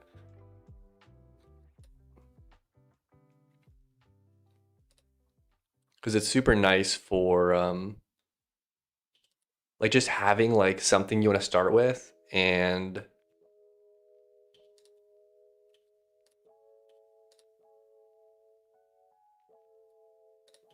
it's super nice to just have something to start, like a starting point for things. Maybe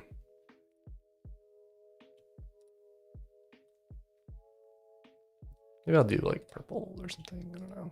Oops.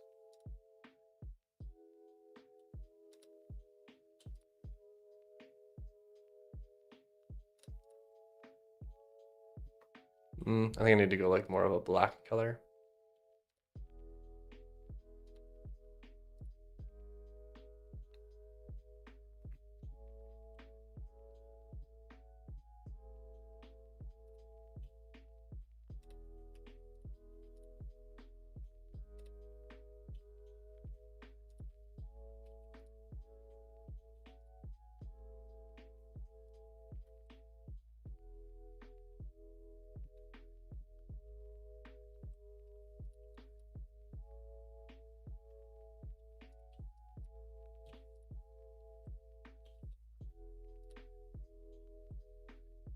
I could also just go like darker.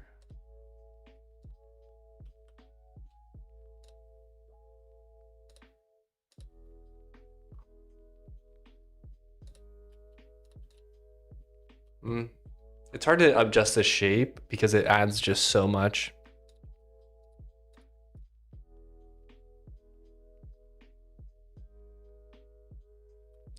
It's pretty good. It's a little bit speckled, which makes it a little bit sharper looking, I think. So, all right, this will be our item.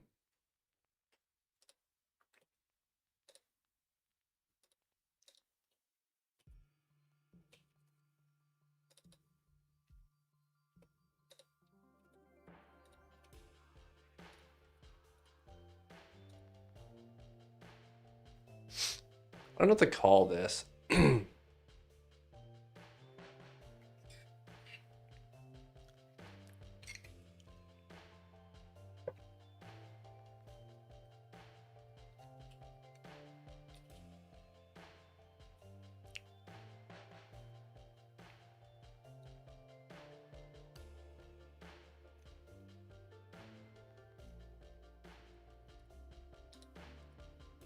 Random name for a demonic armor that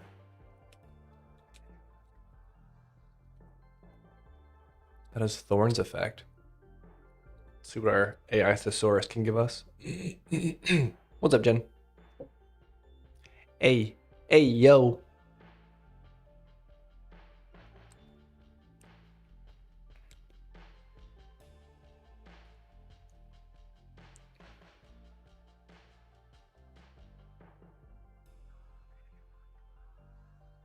Devil hide armor.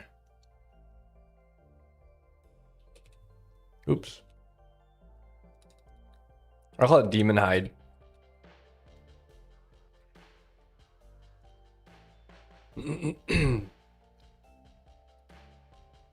That sounds cool. Man, really that should be a succubus drop. I feel like I'm what drops from the succubus layer?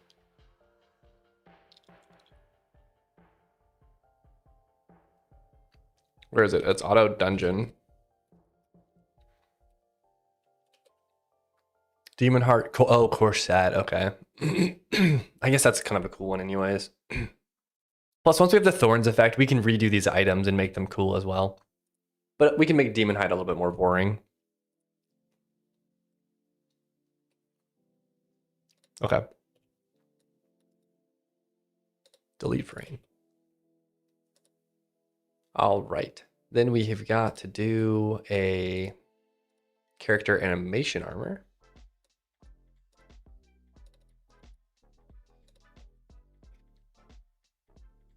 What's it called? Like frost something. Frost. Permafrost. We'll copy this one.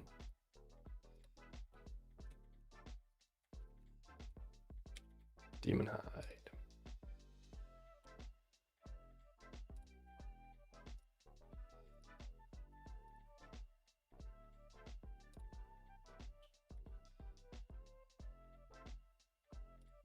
Oops.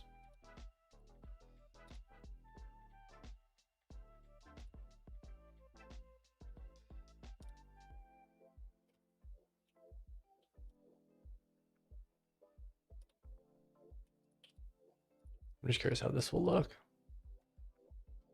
No. I want to make it more speckled.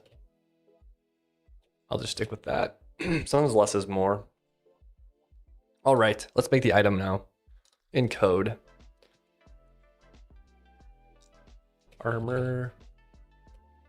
Permafrost. I'm gonna copy this one.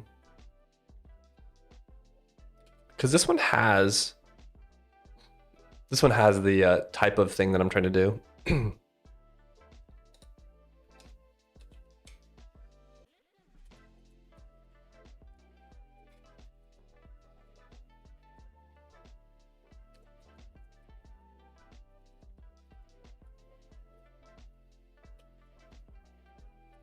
I'm just gonna replace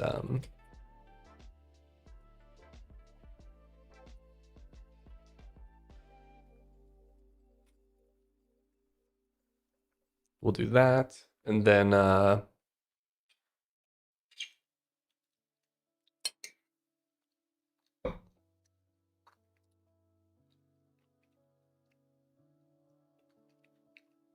Meditation's only got 2 defense. That's terrible.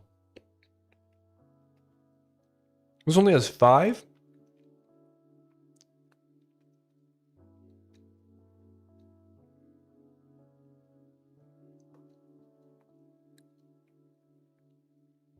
This has 6.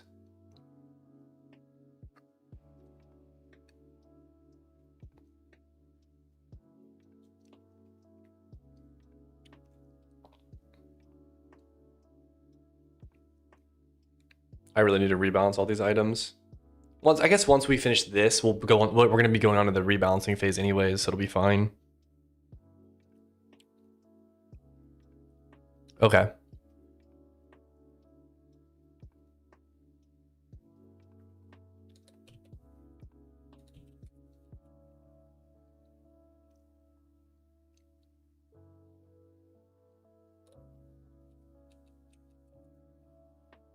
I'll do 5 defense. Man, it's hard to say like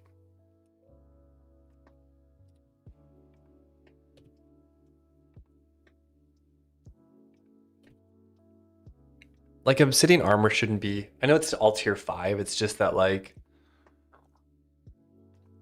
It's so I'm not really sure how to organize. I have like tiers, which kind of indicates the area it comes from. Then you have obsidian armor, which is just like trash tier inside of tier 5. But it's still like tier 5. I just don't know how to categorize those. But it's like a common. I guess it's a common tier 5 rather than a rare tier 5. So maybe it's okay. I guess that's probably reasonable. So you see tier 5, you know it's from a late game area, but then it's a common, so it's not very valuable. I don't know.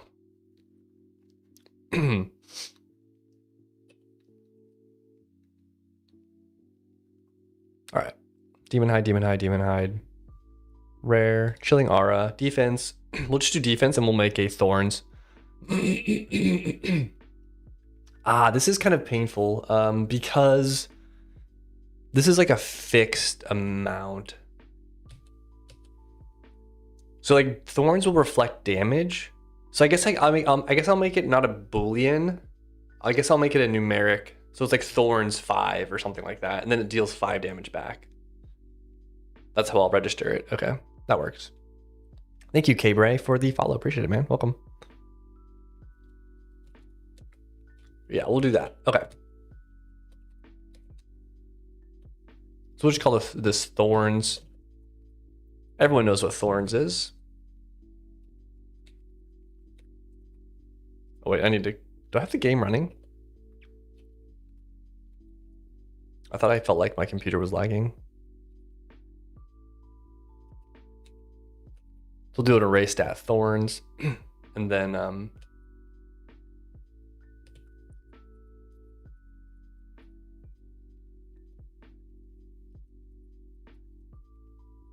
it is a little bit of a weird thing dealing 5 damage back to someone that hits you, because you don't get hit that much. So I don't know, but maybe 5 is okay.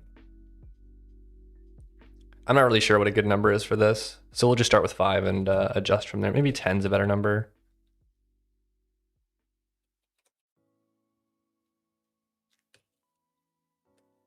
We'll do, you know what, we'll cut in the middle. We'll just say 7. It is a tier 5 item after all. Okay, Chilling Aura.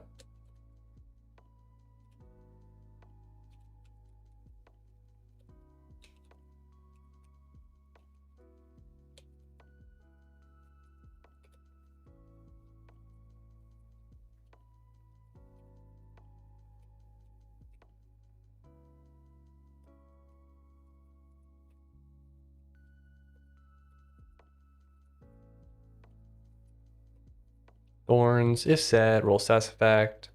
Recoil status effect. Can I recoil damage?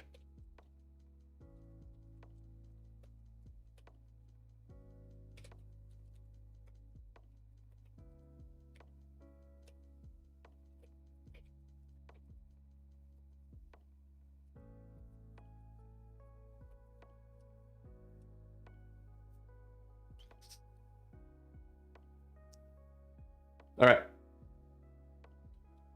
And then we'll have to register this. And then we'll have to add the switch case for it.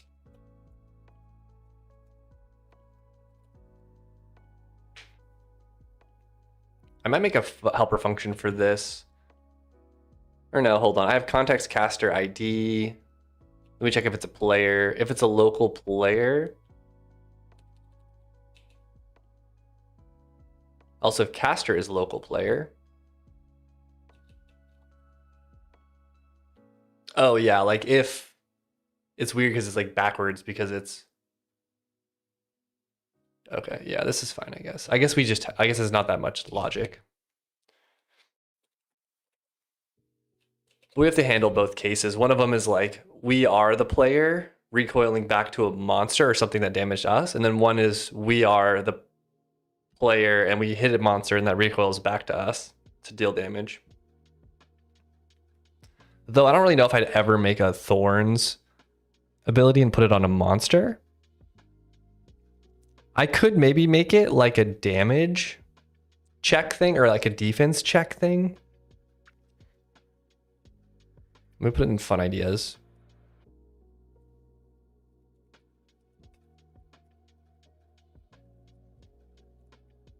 You could make recoil damage a defense check where defense does a flat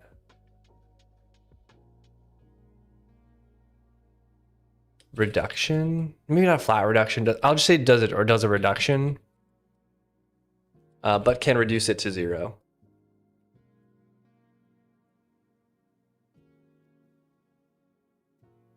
We'll see. I think that's a good idea. Otherwise I can't put it on monsters. Because imagine a monster dealing 1 damage back to you every time you hit it. You just get completely demolished. But if it did 1 damage back to you, but it got nullified by your defense, then it's basically just, oh, I need to have this much defense to fight this monster. So it ends up kind of being like a defense requirement.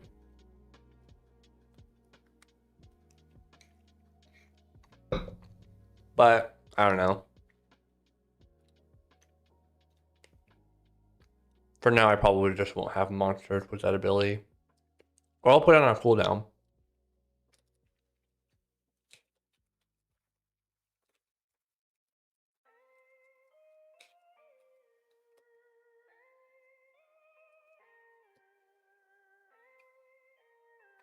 Okay. Noted.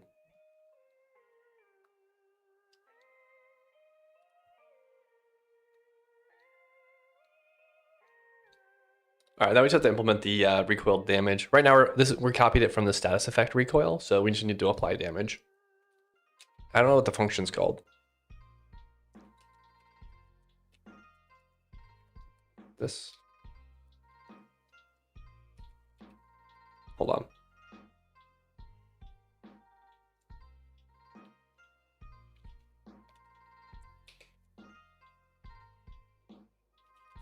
It's so like, hold on.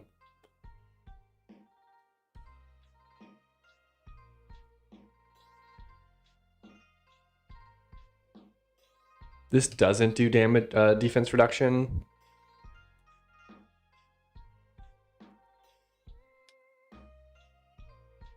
It also doesn't trigger, but I guess I could trigger the status effect pop up here.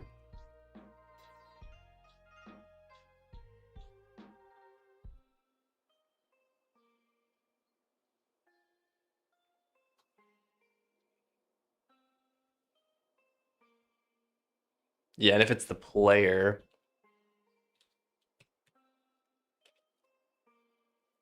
if the caster is a local player, then apply it to the damage tracker. That's what it is.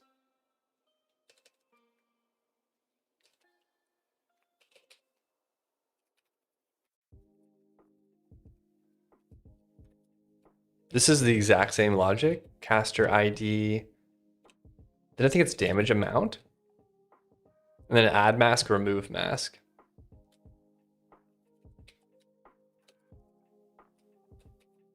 Or it's base.status mask none, because we're not adding any status effects.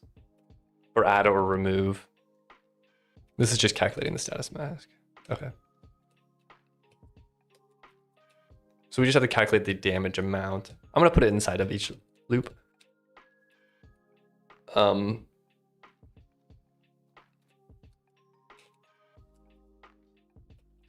This should come from the stat value, but I'm just gonna hard code it to 5 right now. Just so I can finish this function without having a bunch of build errors. Okay.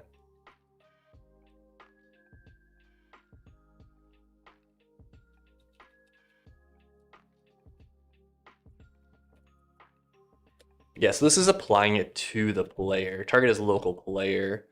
So ID is going to be is local player is true. I'll just pass this through. I'm always torn on that, but at least it's a little bit more documented what that field is. We need to look up their health. We need to look up the amount of damage.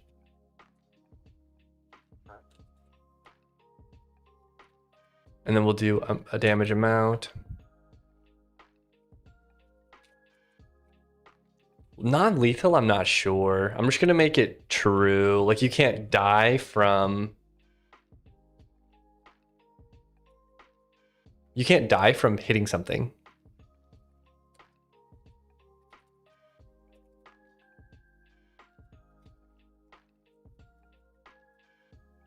If you're the player, that is.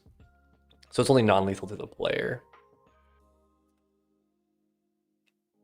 Health, take damage, is local player. Then we, if it's non-lethal or we're preventing the player death, we'll set their health. We'll truncate it to 1. Okay, perfect. Whew. It's so involved, some of this stuff. We just need to look up their health, which we can do pretty easily. We'll do game.health query.read ID.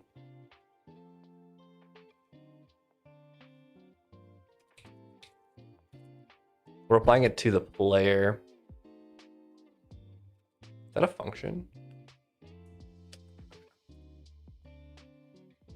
I don't have a health query. Okay.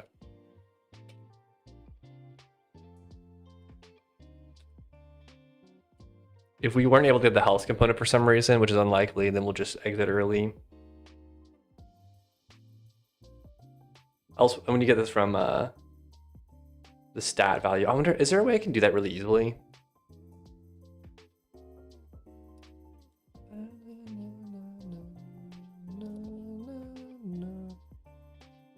Like, I'm surprised I don't have this, because I know I have a stat check. Run damage recoil handlers.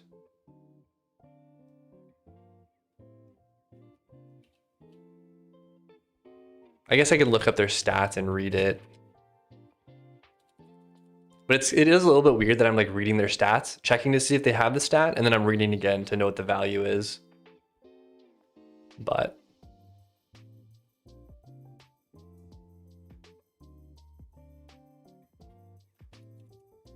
let's just go to where we do this.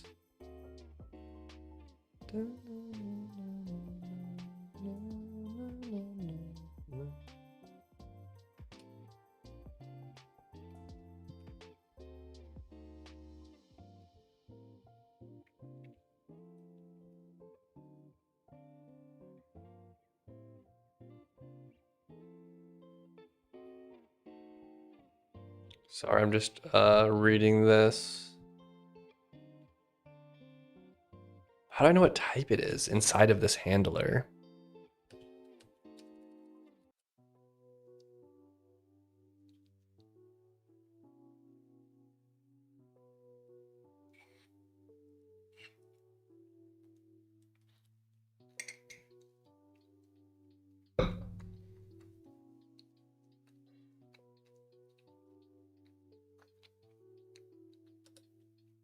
What is this?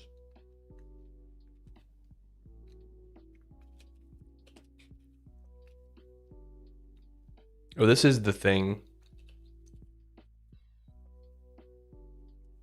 I think I need to update this function.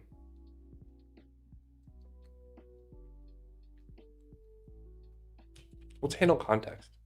Caster. Or I just pass it in through here.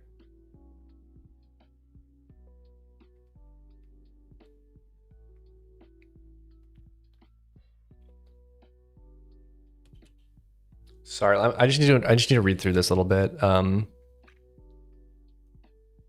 always have stats here. I think I'm in the context for the handler. I think I'm just gonna include.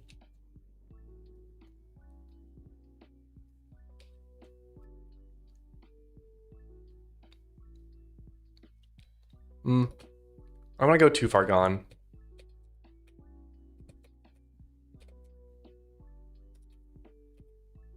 We add the stats and we added the armor. We don't have this, we haven't added this item type yet, but that's okay. Okay, here's what we'll do.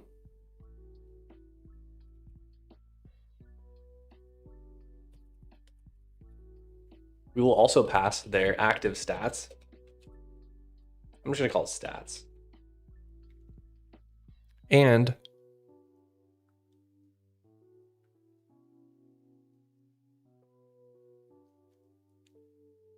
we'll pass the stat type. I think it's called stats.type or something. Let's organize these. The entities. How do you? Is it this? Oh, entities. The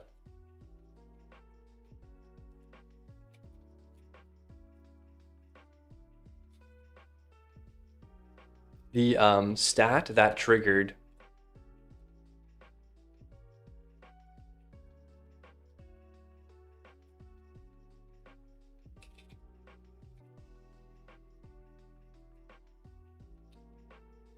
This one's mostly for like on damage. Like if something triggered, like because you can dash, but that's not like something's damaging you to cause it to trigger. Okay. All right, let's go find all of these now.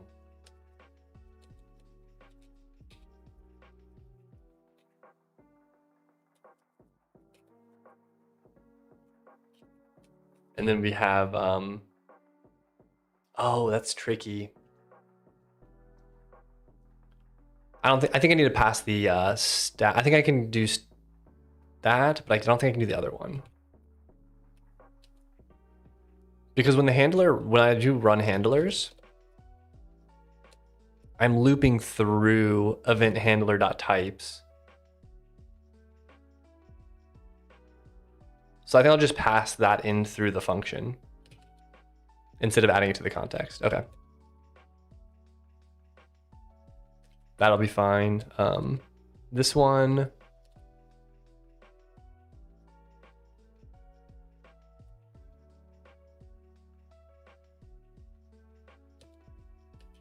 And this one is, what is this for?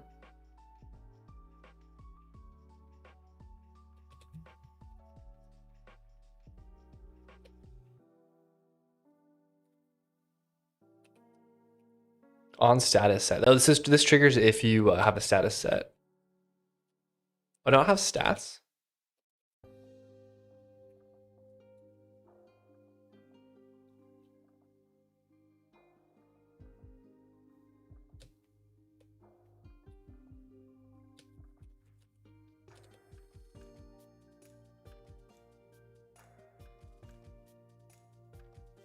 Ah, yeah. So we haven't. This one's getting triggered from the status system, not the damage system. So the stats aren't like readily available.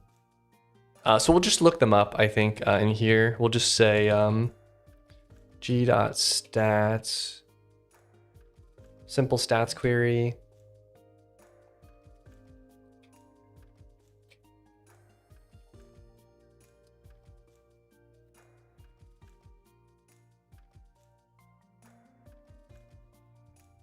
I think this is the wrong one. We want stats active.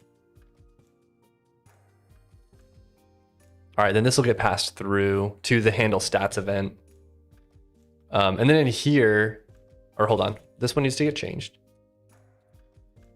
So we're just passing stats into. So we pass the cast ID, we pass the object stats. That way we don't have to look them up every time. And then we'll pass in, once we run the handler with the handler context, we'll also add the stat type. Or technically the type is here, so we'll just pass it to handle stat event.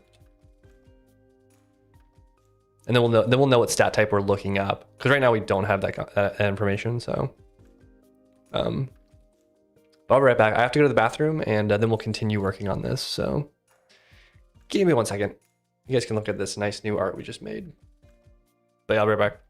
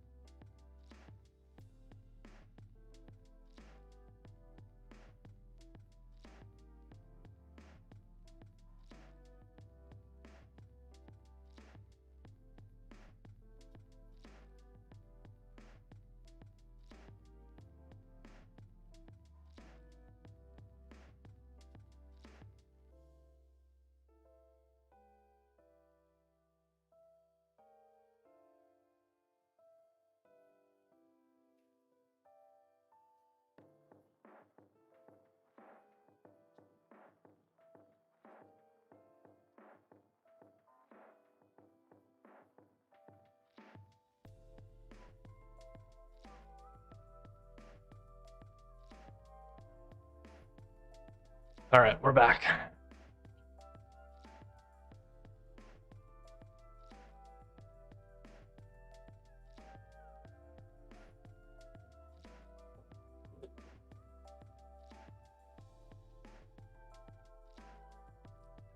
All right, what were we doing? Oh yeah, we're passing the stat type into here. Oof. Stats. I can't remember what the type. One thing I'm not sure about for language design is like Go has this problem where I name a package called stats and then I can't use that package name anywhere. But then languages like Rust and stuff, they use this like double syntax where I could do like stats, double double, or double colon type or something like that. And like this is something that's like more like proper. And this seems terrible to type. But at least I don't have this problem now where I can't like use this package name anywhere. And like, cause it just messes up the referencing. You see a dot, you know, it's a local variable. You see this double colon and it's you know, it's a package reference. So I kind of wish there was something alternative to a dot that I could use for a language, but I don't know.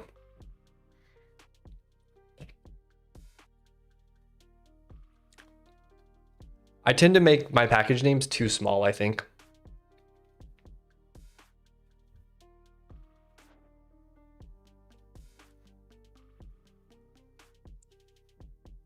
You can rename the package name, right? Yeah, I can rename the package name. It's just I want to be able to like reference stuff like stats.type or stat.type or something like that.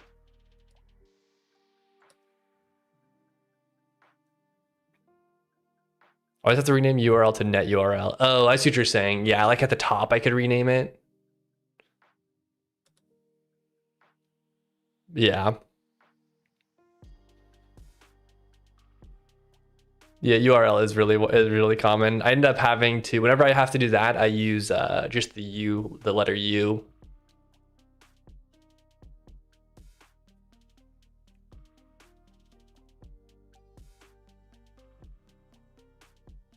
Maybe there's like some disambiguation syntax you could add where you just say like package dot or something.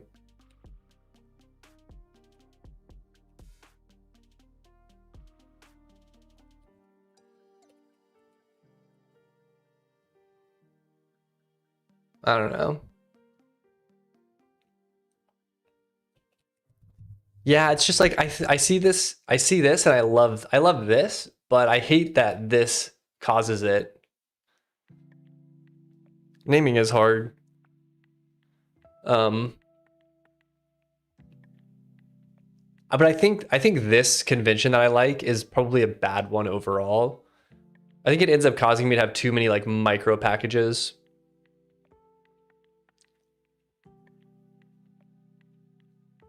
But the problem I had originally was I had everything in like my repo is called Mog, which isn't a bad name because I would never name a variable Mog. So everything was like Mog dot like stat type or something, or like active stat type, right? Or like stats, Mog dot stats, Mog dot active stats, Mog dot base stats, right? So then I kind of translated that and I was like, oh, I'll just do like, actually this isn't really a thing, but like active stats, base stats. So I changed it to be like stats.active, stats.base, and then all of that's held in the stats package. But I think this is just better. I think the actual problem that what I had was I put too many functions with my data. Stats.status effect type.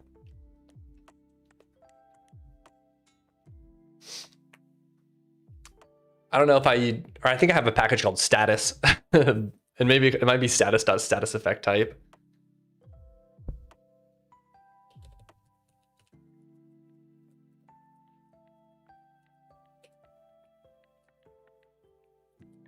But I think I like this convention better.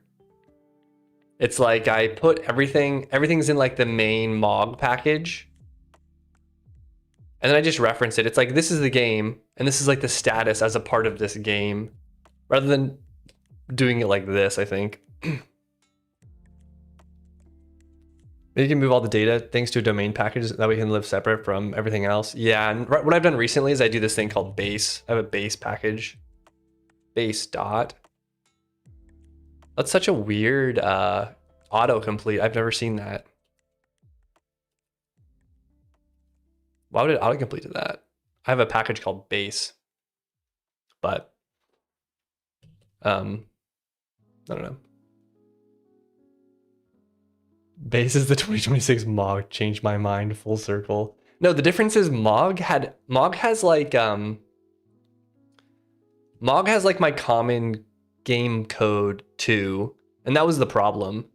I think it's good to have your common types in one area and not like break them up so micro like this. But I think it's bad to have your common functions in this package. So I'm slowly trying to move the common stuff out of this thing, and then I might move it all back to it. I don't know.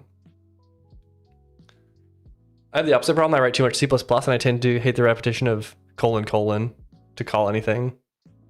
Yeah, I mean, that's what I was saying is like, I love the fact that in Rust, you can just do like stats active. And like, this is a proper thing that like can't really break that easily. But I don't like typing this. : is the worst thing ever. Anything where you have to type the same letter twice is terrible, especially something on your pinky. I miss the good days when I had the entirety of Mog memorized basically, since the code was so much smaller. Yeah, time to rewrite it in Rust. Maybe. Once I finish this language that I'm vibe coding, maybe we'll do a rewrite. I have genuinely thought about porting my backend of my rendering library to use Raylib.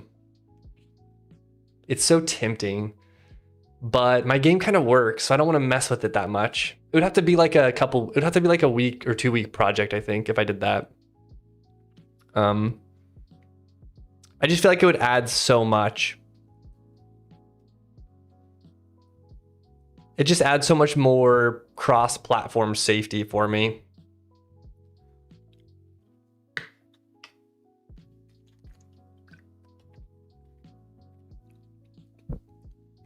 Or at least I feel like it would.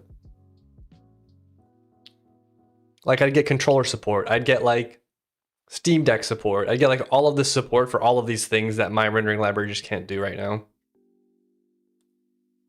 Or maybe it can do it, I don't know. But it's like it's just nice to use something that's well tested. Man, we went on a tangent for this. I don't know. What are we doing? I think I just added this field to this function. Okay. Oh gosh. All right. This is correct though, right? We removed that. Yeah, that's right. I hate how this LSP doesn't pick things up sometimes. I think the left side is what? No, it's not. It's just a list of handlers.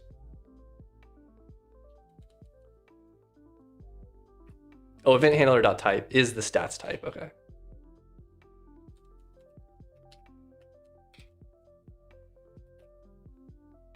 Or no, wait, hold on.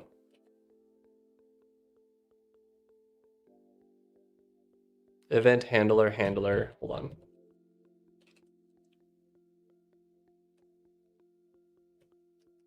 Yeah, the actual handler doesn't know, so I need to pass it in here. Okay. But in this one, I don't have the, yeah, that's where we added it. Okay.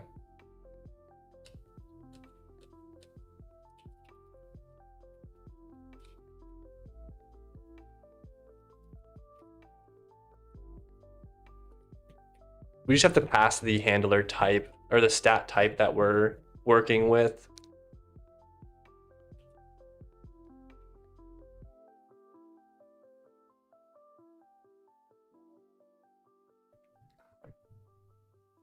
Huh.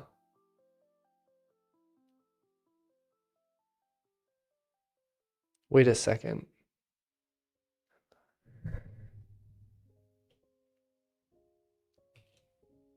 Where does this come from? I wrote my own rendering library, which was fun when I did it, but it's fun to build, not fun to use. It's not terrible to use. It's just that like the nice part about having your own rendering library is you can do whatever you want. But the downside is like I just fear that it's gonna cause a bunch of runtime issues for people with like hardware that I've just never used.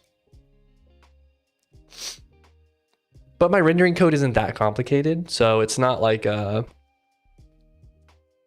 do we can game jam Raylib first before you commit? That's true. I should probably do something like that just to understand it. But I would probably put Raylib as I'd probably just make my I probably would just make my rendering library pass through to Raylib, if that makes sense. Like I'm not going to rewrite Mythfall to not use glitch. I'm just going to have one of the backends of glitch be Raylib. So.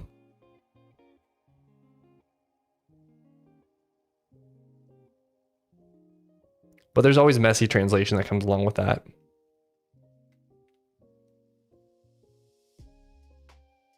So I don't know. I don't know how well that would translate, I guess.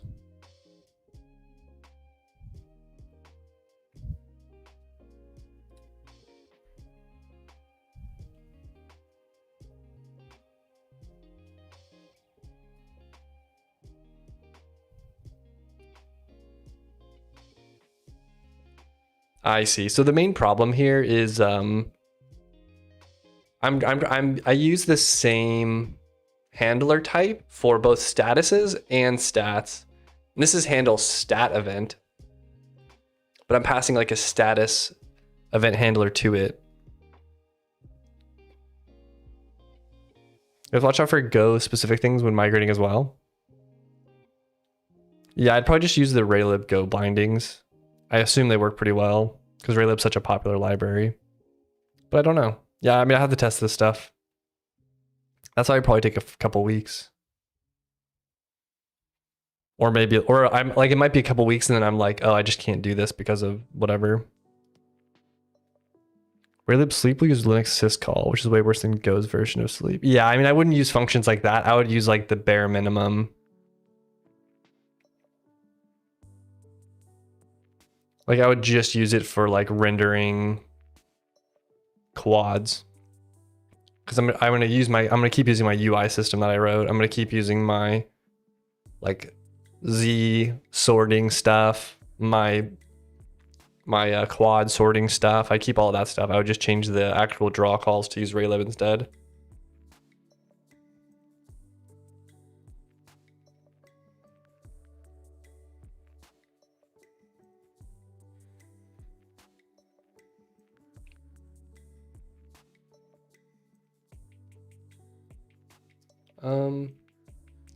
What can I pass here? Stats dot. Is that a thing?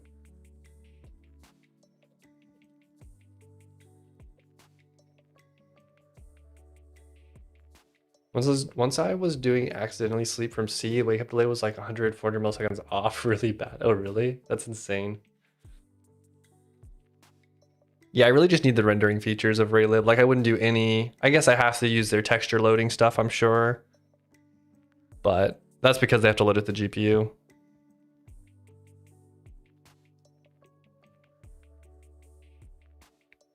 I also do kind of weird font rendering. Which I might be able to fix that.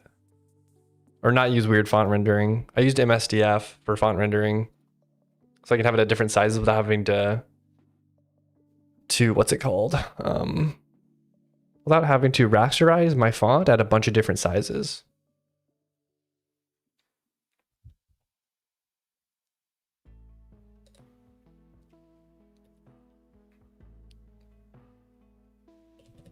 I'm not sure what to do with this.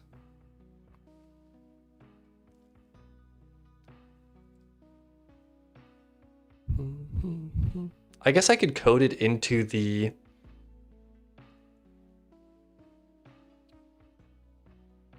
I don't think I have like a none. Yeah, we start with vitality. Can I change the order of these? I hate wasting a slot.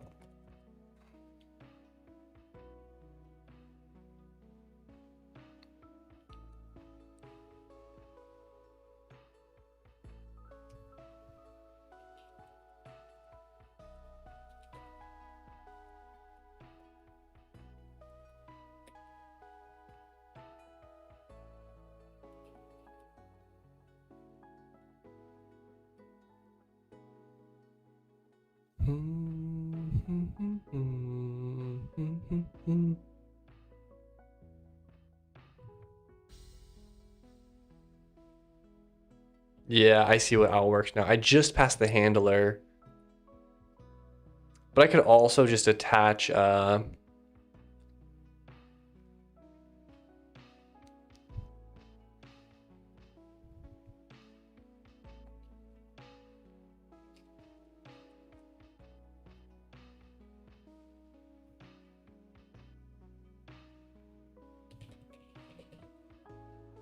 nope. That's that one. Okay. That's for a handler list.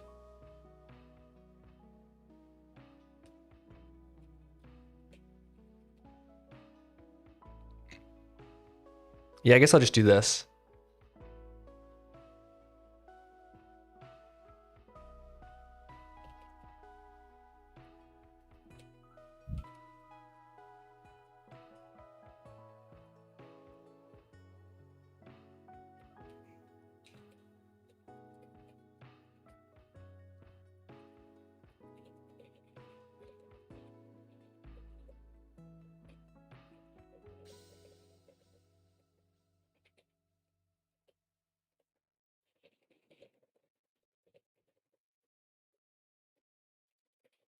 Stat type to use for the stat event handler.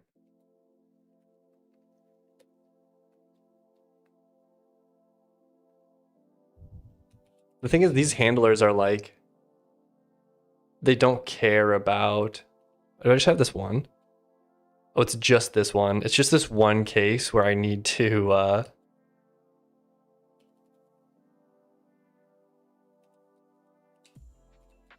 where's my switch? Yeah, like this doesn't care about the underlying stat. It's just a flat health add handler. So, is the GoGC fine in your game? Have ever missed a tick due to activity? No, the GoGC is pretty good, especially on desktop. I spent a lot of time optimizing it though, so it's good because it doesn't have to run that much. You have to be careful. You can't just like allocate stuff all the time. Otherwise you'll be GC cycles all the time.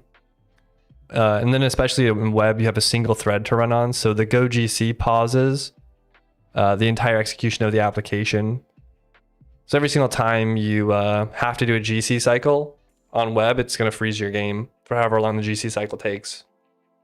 So you're going to have to optimize for like low GC pauses. Proceeds to allocate more things.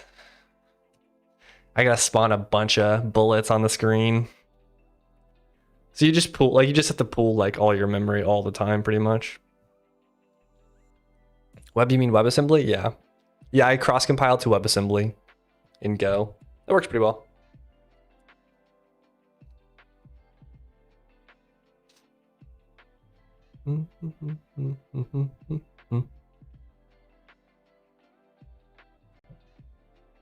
Oh, we need to go to const.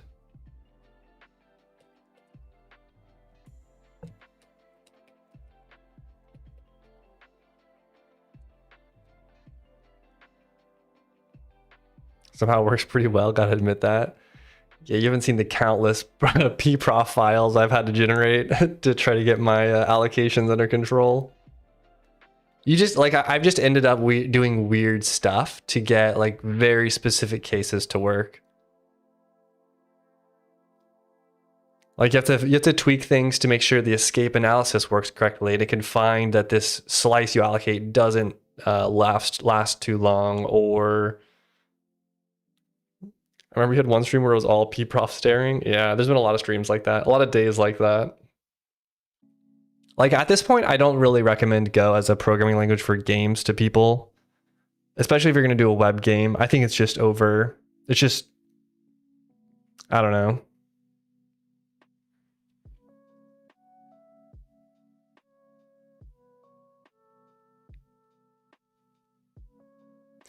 I just don't know. Then we have C#.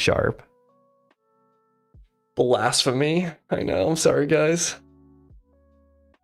I do love Go as a programming language. It's just sometimes I'm just like, gosh, this would be so easy if I could just have a memory arena, or like if I could just allocate something. When you coming back to Java though? Never. I'm actually curious now about C#. How does C# get good performance on web?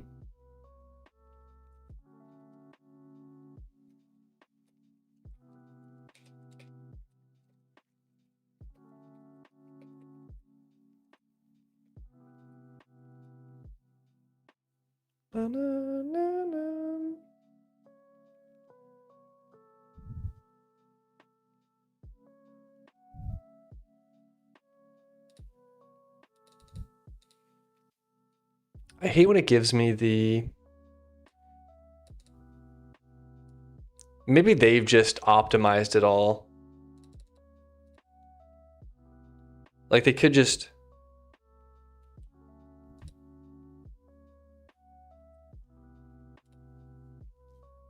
GC collect.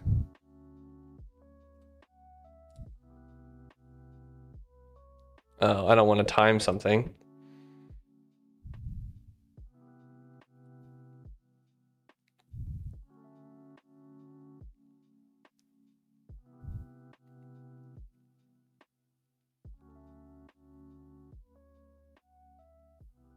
The thread.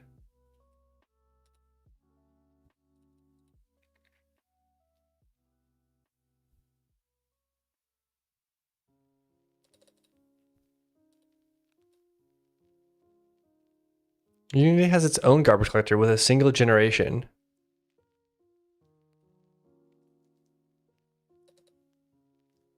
Use a BOEM GC incremental mode. The most deployed garbage collection is conservative and therefore drop in GC that can be used to GC C++ applications. The thing is, I think for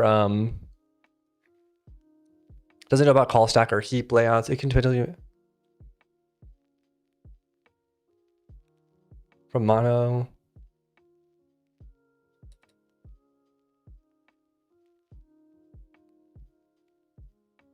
Like for application level stuff, the GC isn't that big of a deal, but for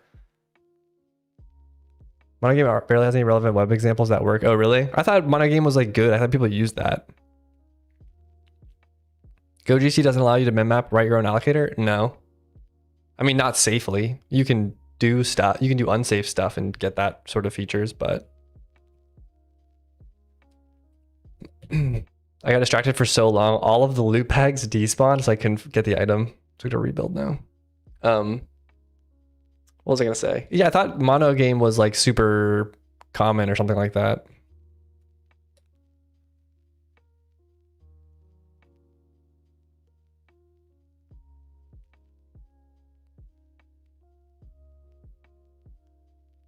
Unsafe is okay. Don't worry. Unsafe is safe. Did I not? Man armor demon hide. Man armor demon hide. Did I typo it or something? Did I not save it?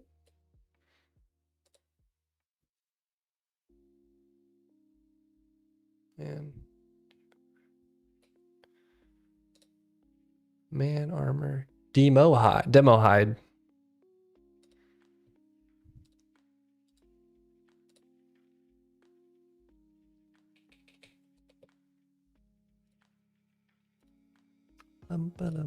Bum.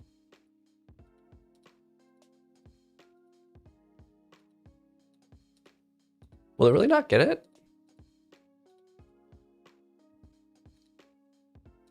Whatever, we'll just rebuild. But yeah, I thought monogame was more common. I thought it ran really well or something like that. But yeah, I think for application stuff, it's fine. But then when you have to write something high performance, like you need to write the rendering code, or you have to write the like ECS layer or things like that, like the object pooling layer, it's just kind of annoying to use Go.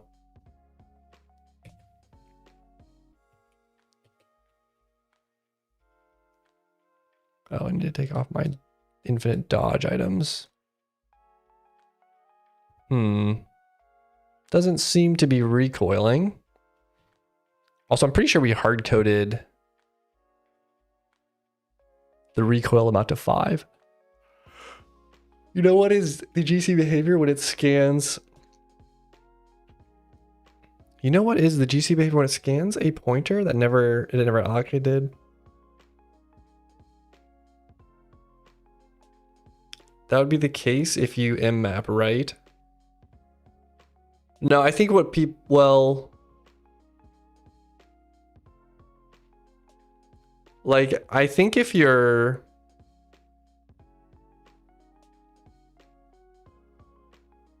do I know what is the GC behavior? Oh, if you're asking what it's called, I'm not sure. But if you're asking how it would work, I think what it'll do is it will have, you'll mmap this block of memory, and the Go garbage collector will have no idea about it.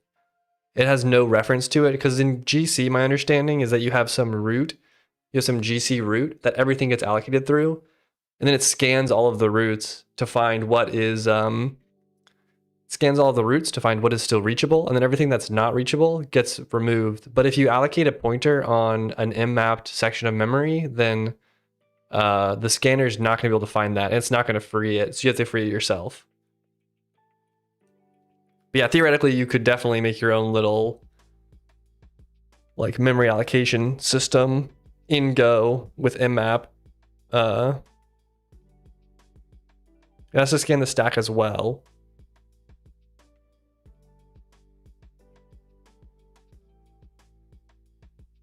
Yeah, I guess I'm not really, because there might be some pointer point to somewhere allocated common GC problem. Yeah, I just don't know what, it's not gonna scan your, like, the problem you have if you have your own allocator with mmap is if you have a pointer in that mmap allocated block of memory that points back to a reference, the Go GC doesn't know that that reference exists. I don't think.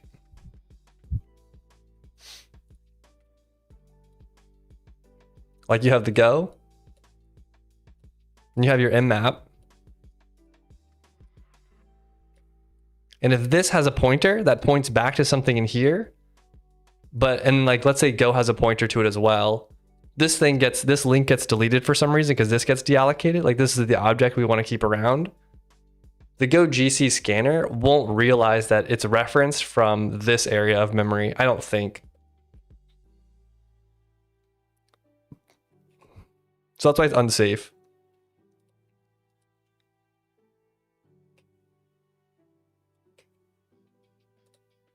Yeah, C# on web is generally not good. Okay. Probably for the same reason that Go is not good on web.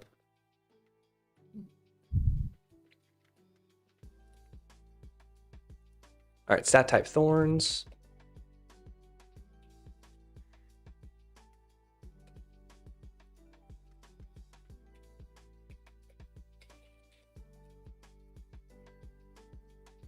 I'm just gonna say thorns. I feel like people know what thorns means.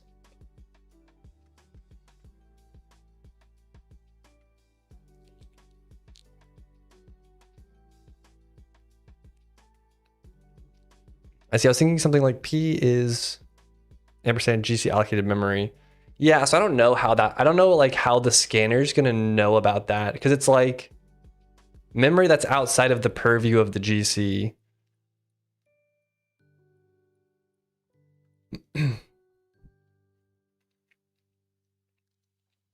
Like, I don't know if it's gonna say that, like, oh, this is just some memory we don't know about, and it's not gonna scan it. That's what I assume it would do, but I don't know. Like, you can definitely mmap and reference stuff however much you want and Go. It's gonna be considered unsafe though.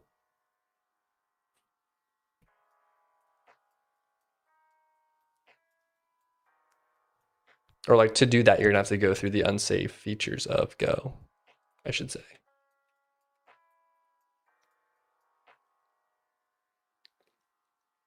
But if P is the only thing holding GC allocated arena, it has to know. But if P is the only thing holding the GC allocated alive, I guess I don't understand what you mean. Otherwise, P will be an invalid pointer at some point. Like I think if you allocate data inside of an M-mapped region of memory, like you have no guarantees about it being freed or it being dangling or anything like that. Like it's up to you to manage that. Like it's full manual memory management at that point. And then you also, then I think on top of that, you also have to make sure you track your pointers back to the Go world aren't left dangling for you. Like the Go GC doesn't clean up something that you rely on.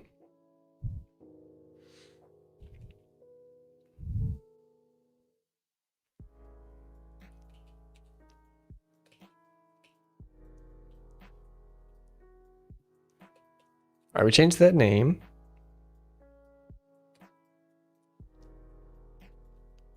Oh, we don't want to check if it's sad. Well, do we?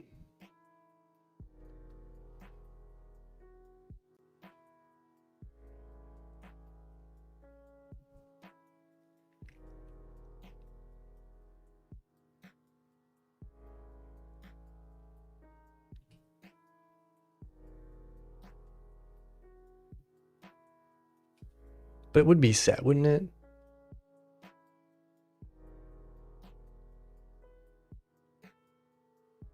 Yeah, it just checks to see if the value is greater than 0. And the value would have to be 5.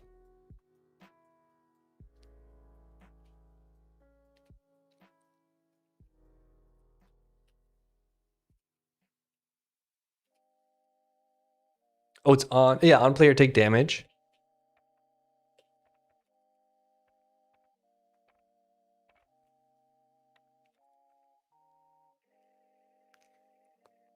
Welcome, Line Wizard.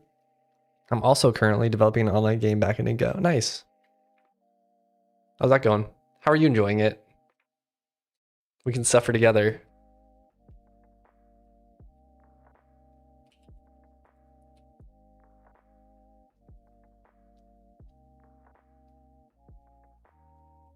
Run handlers. So we take damage, run handlers.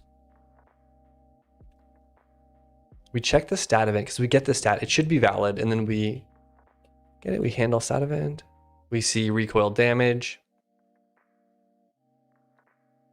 Yeah, we don't want to recoil to ourselves.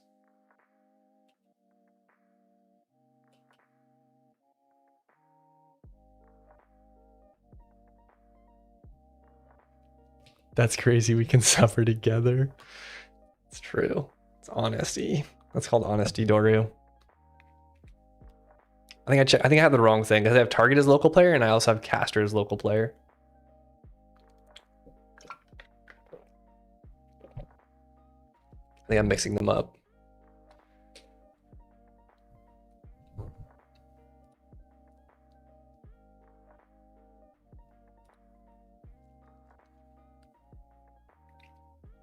No, because we would be applying damage.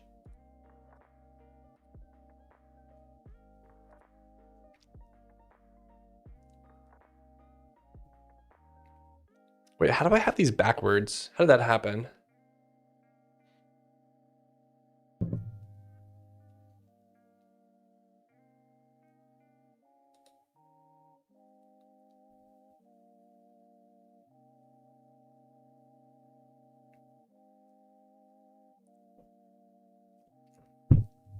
Oh, it's just so confusing because it's like reversed twice.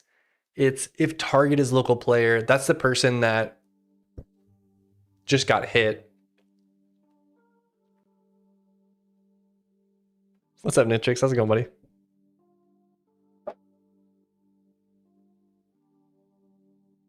It's target is local player.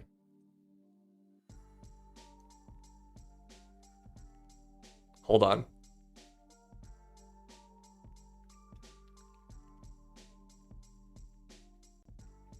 We want to apply to the caster ID.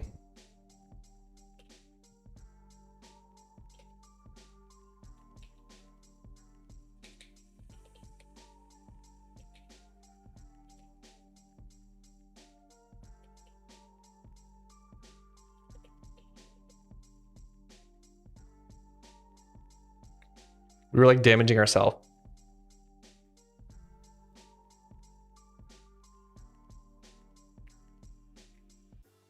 Because if the target's the local player, that means we want to recoil to the caster.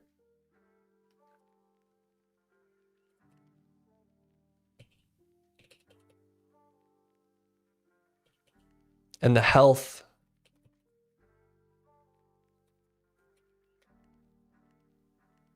Yes, we want to read the health of the caster. This will come from the stat value. We'll do that eventually, but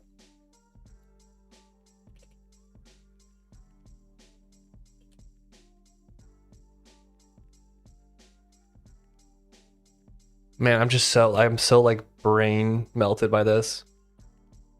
I'm still in the relatively early phases, but it's been a pretty nice far. My first real Go project. Oh, nice.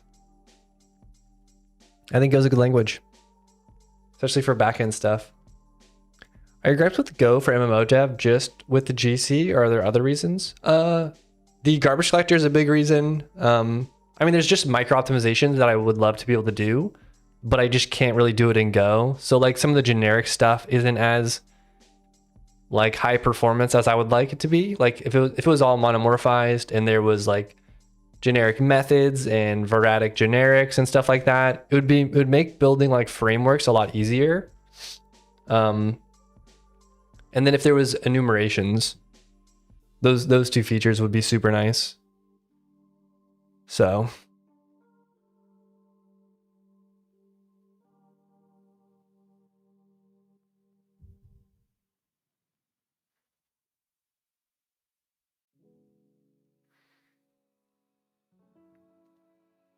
can you just pre-alloc more things? Yeah, it's just that if you use a library that like allocates memory, then you're just kind of like screwed. Like for example, there was like a audio library that I used, and it would like allocate a new slice for every single block that it decoded from an OGG file. But like this you just can't do that just because it's not going to be high performance enough in a browser. So then you have to go like make a change, and it's like I need to change this library so it doesn't allocate every time. So it's like, how do you like pre-allocate that block? And I don't know, it's just like one of those things. Like you just have to do little stuff like that. So use a library that allocates stuff, you're kind of cooked, you know. Some libraries are better written, so they don't allocate as much, so it's good. It just depends. Or like you use like the format library or something like that. Well, that might do allocations to format your string for you, and then you're kind of just like stuck because you need to print something to a log. So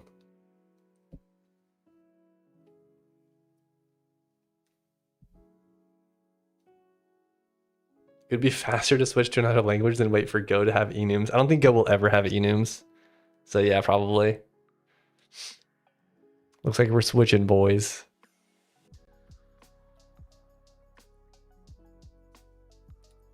Okay, now that I've been distracted a little bit, I think that I'll be able to solve this problem because I have like a fresh set of eyes to look at it for. Target is local player. If and this is on the on player take damage. So that means the player just took damage. Let's note that down.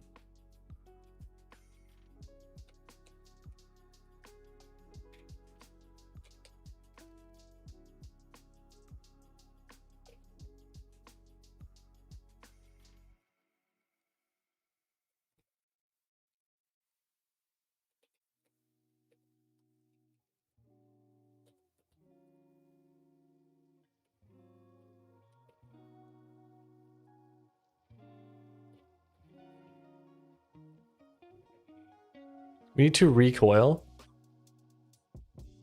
damage to the player.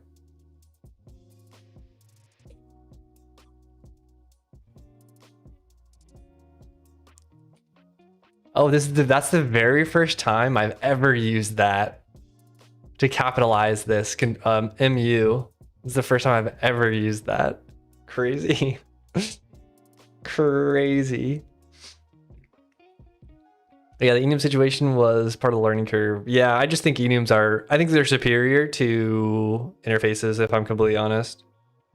What Humana needs is Gorst with unions and result option rather than nil and error. Yeah, that's what I was doing for my little vibe coded language. I was going to do more like enum focused, more comp time focused, more context allocator focused, but like Go, if that makes sense. But also Gorst is just a terrible name. I think I'm going to call it Jin. Jin Lang.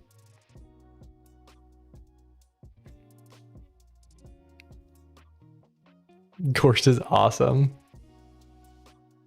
It sounds like it's way too close to the worst. Like if you put a W in there, it sounds like worst. Worst language. Jin would be a funny name for a slightly cursed language though. You actually summon Jin if you say it a lot. Yeah, don't say it 3 times looking into a mirror. Okay, now that we've noted down what these are.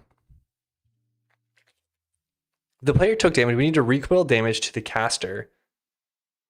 Why does this feel backwards of what I did here?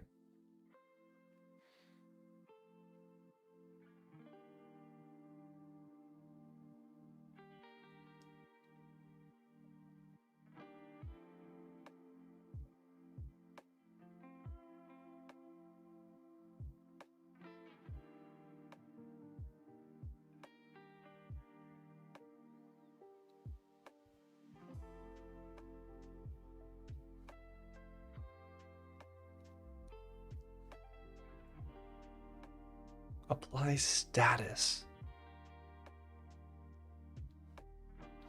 Like now this seems backwards to me, but this one works. Close your windows and lock your door. Jin is coming after being summoned. That's terrifying. My favorite tooling syntax is Go as well, but I kind of dislike the runtime features like channel and Go routines. Yeah, I mean, I really like Go routines. I don't really like the channel syntax, but I think channels are nice as well. But yeah, the fact that the runtime is so heavy is also kind of problematic. Like I have this crash I can't really debug because it's just like a runtime crash that happens when the game runs in the browser sometimes. It's like I just don't know how to... I can't really reproduce it. It just happens to people every once in a while. And the stack trace is like deep in the Go runtime stack trace. So I have no idea like what any of this code is. Like it's not my code that's crashing. Or at least it doesn't seem like it's my code that's crashing. So another reason we need to build Gorst. I love Go routines. The error handling syntax is a little weird in Go. I think all of the error handling syntax could be solved by this. Just letting people put like short expressions on the same line as the if statement and build these little guards. Like that's all you need to do. You don't need to do anything else. Because I think Go's okay with being a little bit verbose, but it just ends up making your functions too long.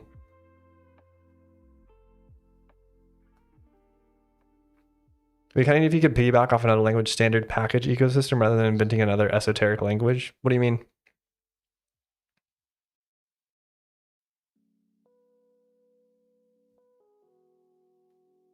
Like use the Zig standard library or something, or use like the Odin standard library, or like you can't use the Go one, but like not have to port it? Or you just mean like do something like how they have a standard library?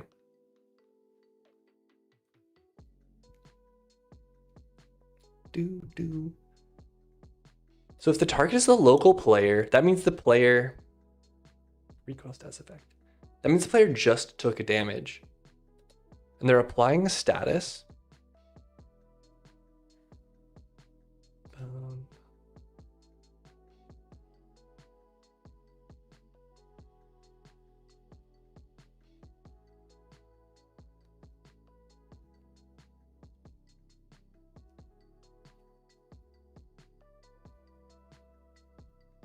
But yeah, how does this work? Praying for Odin, praying to Odin, more like.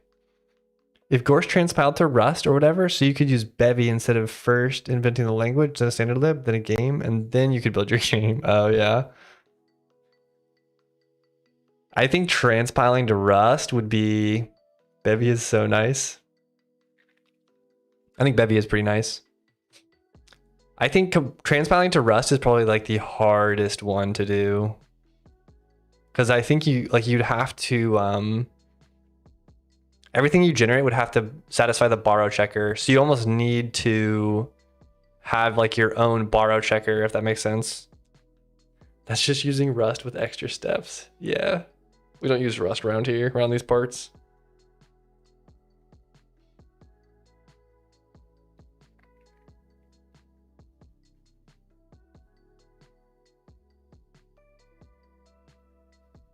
Bevy's cool, but the API surface is really huge to the point where you could barely wrap your head around it, and the amount of tooling you need to build a medium scope 3D game. It'd be easier to transpile to LLVM right away. Yeah, I mean, if you're going to transpile to Bevy or to Rust, then it's probably easier just to generate. I mean, you already have to check like all of that stuff in your compiler. You can't just like offload it to Rust. Re-implement the whole Polonius. Yeah, I've heard LLVM is kind of hard to work with though. My idea was just to transpile to C and then use C.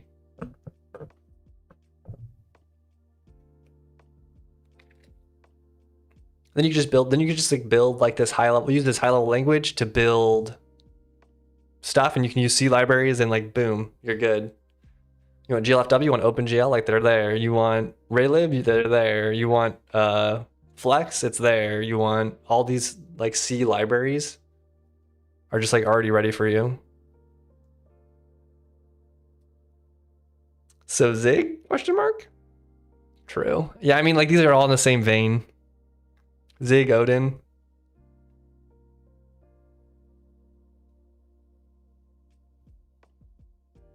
Bum, bum, bum.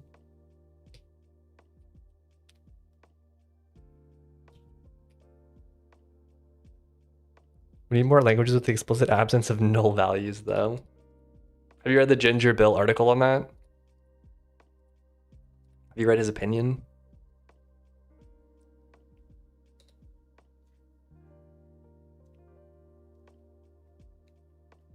Man, why can I not understand this? Because it's weird, because it's like I recoil the target. Unless the recoil stuff, do I reverse it? Run damaged recoil handlers. What is ID?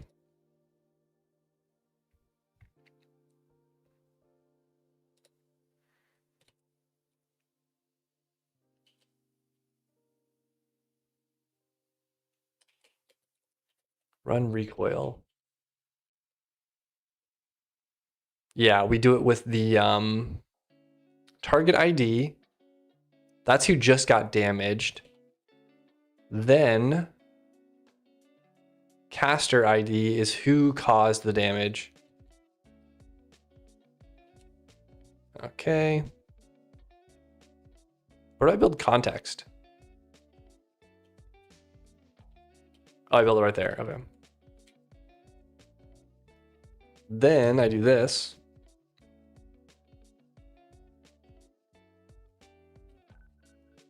Then I recoil status effect.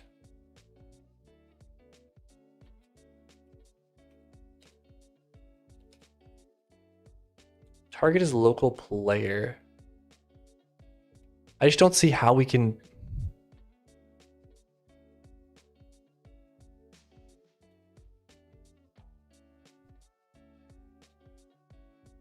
Unless I never recoil. And that's why it's okay. But it's just backwards. Did I break this before I launched that patch? The reason these languages don't transpile to C is because C can't quite express things properly and then lose performance on the table in certain cases. You'll get some performance hit sometimes. And it's easier to lower to the LLVM IR. Yeah, you just get better control, I guess, by using LLVM or something. That's my understanding as well.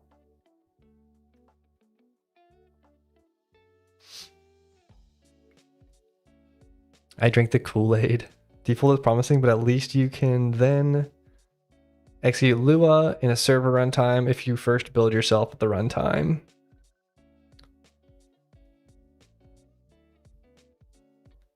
If you want something similar than LLVM and Go in the edge, try QBE. I don't even know what that is.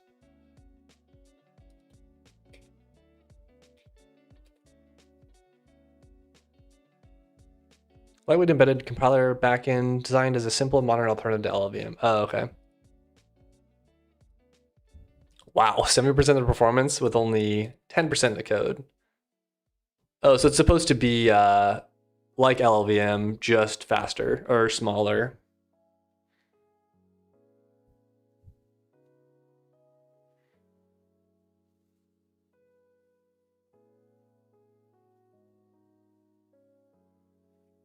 That's cool. Yeah, right now what I do is I just compile to C and then I use TCC, which is like a super simple compiler.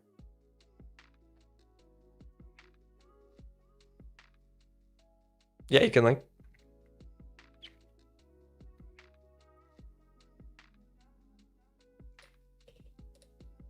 Oh, does it also link?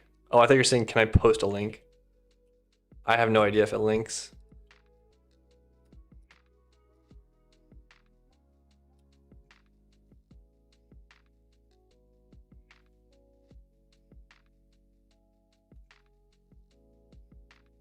Yeah, I've never dealt with any sort of backends like this before, so I have no idea how they work. It would be nice to have to get some simpler linker faster.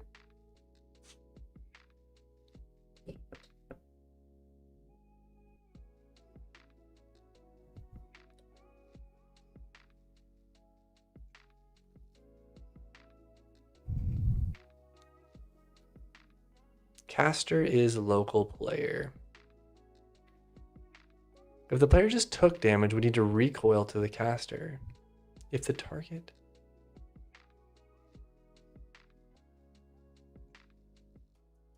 Yeah, how does this work? Maybe I should test this. For what it's like the frost armor, I think has this feature.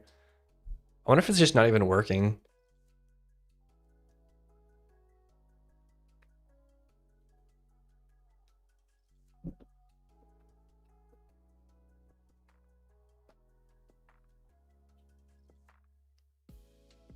Wouldn't that be wild?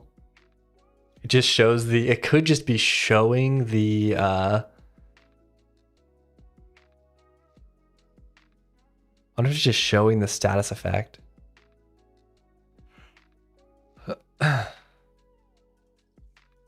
If caster is Nitrix, core.win.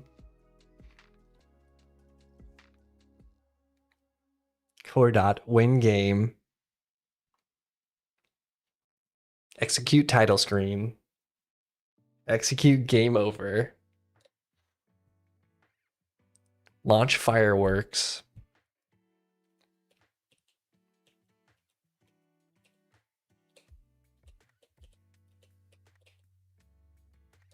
Okay.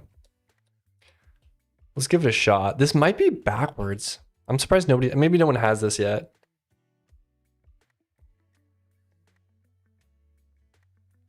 They really don't seem to be slowing down.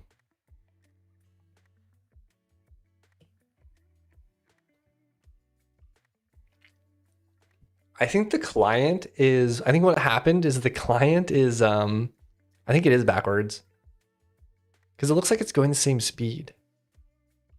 How do I fund this feature? It's already under development. It's already funded. Now that we've hit our Kickstarter goal. Yeah, I think what's happening is the client is setting it locally rather than the server setting it remotely. Is the client also written in Go? Yeah, the whole thing's written in Go. So I think it is backwards. I think it's just showing the status effect because the client's like adding it locally, but it's not being added on the server. The status effect, I mean. But I think to confirm it, let's change the slow status effect. Slow. Yeah, because it should cut their speed in half. Let's change it to 0.1, so they should like pretty much stop. Yeah, I totally implemented this backwards. I'm amazed nobody's noticed this. Maybe no one's using this armor, so that's why, but... And it's just in the last patch, so it's pretty new. Oh. Ay, ay, ay. This is a confusing one, because it's recoiling damage. I just need to be really clear. It's just that I'm doing it the wrong direction. If the person that took damage is the local player, then I need to do the remote version. Because I need to recoil to the mob.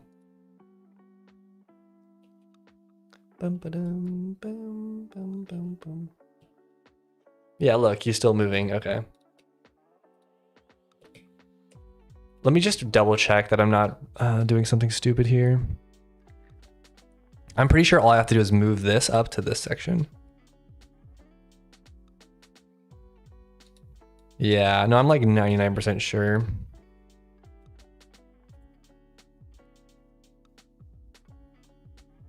And then we can fix this one as well. We'll test both.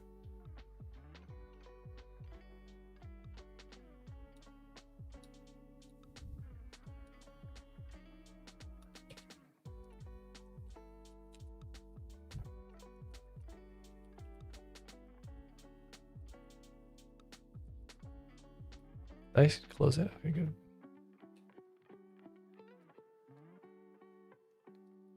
Okay, so if the player takes damage, and they add the damage remotely, and we'll fix the to-dos eventually, but and if the player was the caster that dealt damage, then it'll get recoiled to the caster.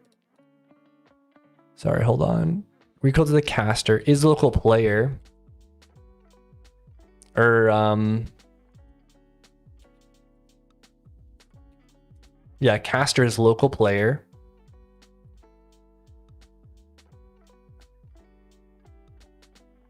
Yeah, it's all caster stuff though, so we won't do the player ID. And the non-lethal is true. We don't want them to die from hitting something. That'd be silly. And then here we've got the player just took damage, so we need to recoil to the caster. So we deal to the caster that damage amount with no status effect changes. Okay. Whew.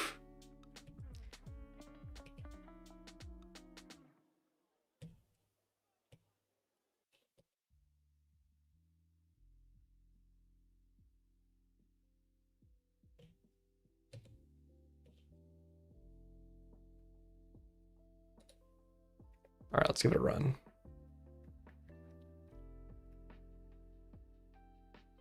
Bum, ba, dun, dun, dun.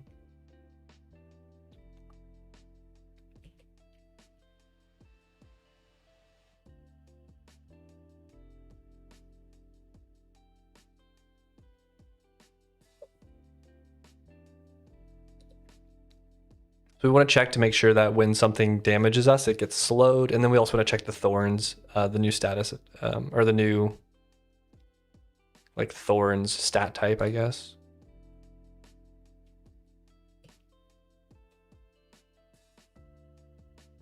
Yeah, now he's slowed. Let's trust thorns.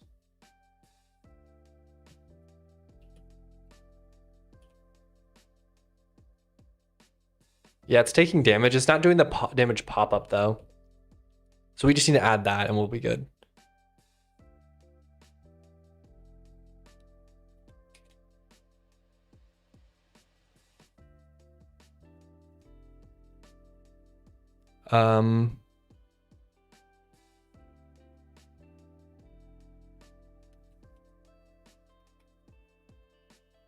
Thank you, WGRR, for the follow, man. Appreciate it.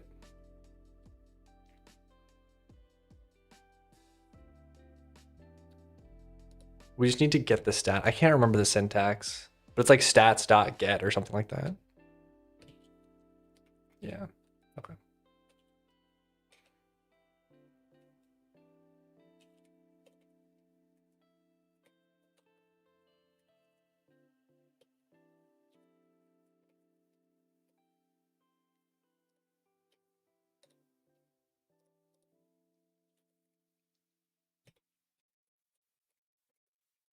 Oops. All right, this is the stat amount, and that's how much damage we're gonna recoil. So if you have 5 thorns, you'll do 5 damage.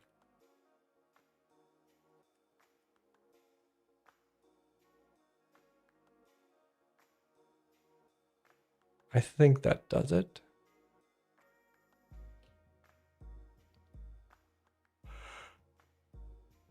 Oh yeah, we need to do the damage pop-up as well.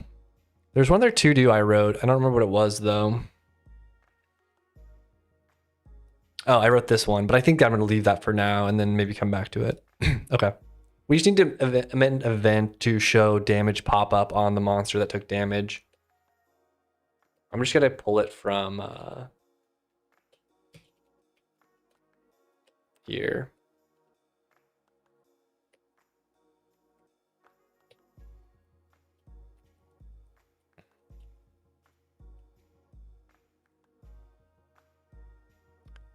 Do I emit a damage event for here? Or I think when I do set status, I think it does it for me. Maybe it doesn't actually.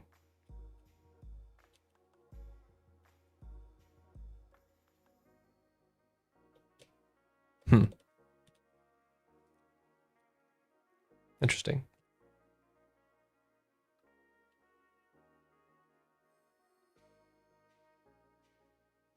Yeah, I guess I could add that as well then. Okay, that's fine. Sure. I might make a little handler function because this is very long. And this one's complicated because it's like the main damage event. When you hit something with a projectile, there's a lot of things that could happen, but these ones are pretty simple. I guess let's just see. We're damaging the context.caster. There's no life steal. There's no mana steal. There's the damage amount. The caster is the target ID, or rather it's the ID.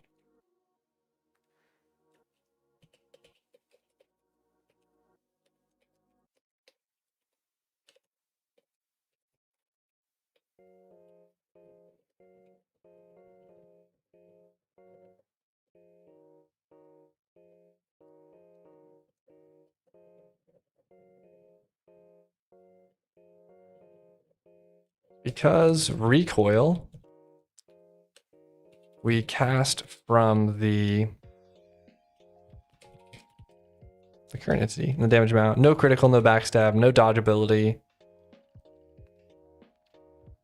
No invulnerability. Yeah, I guess I didn't think about that. Is this going to be something that...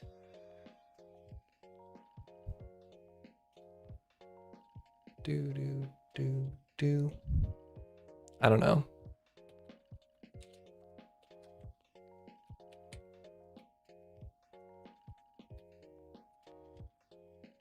Maybe I should check those. But this is all we need. This is like the minimum that we need.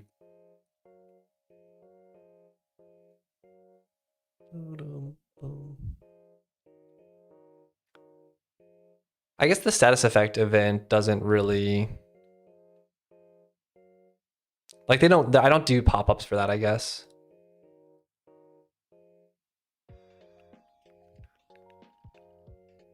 I don't even have one for slow, so whatever.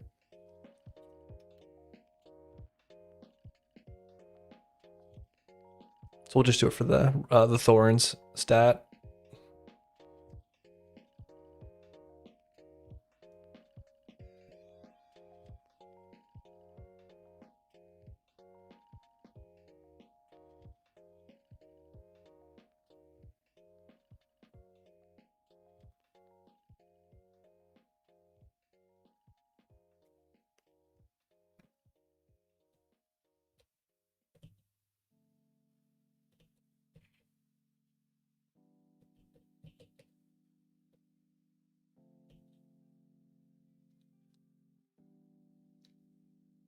Boom, boom.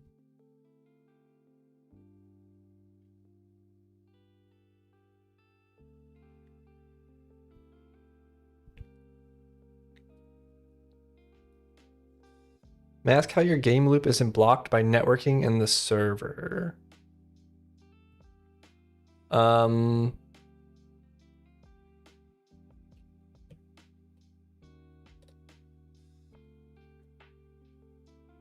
All right, cool. The damage number popping up now.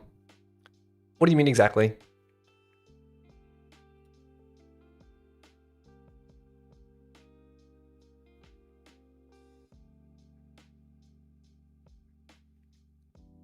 Like, thank you, Rizzy Dev. Appreciate it, man. Oh, thanks for the follow, man. Appreciate it. We just added thorns. So then when he takes damage, he deals it back.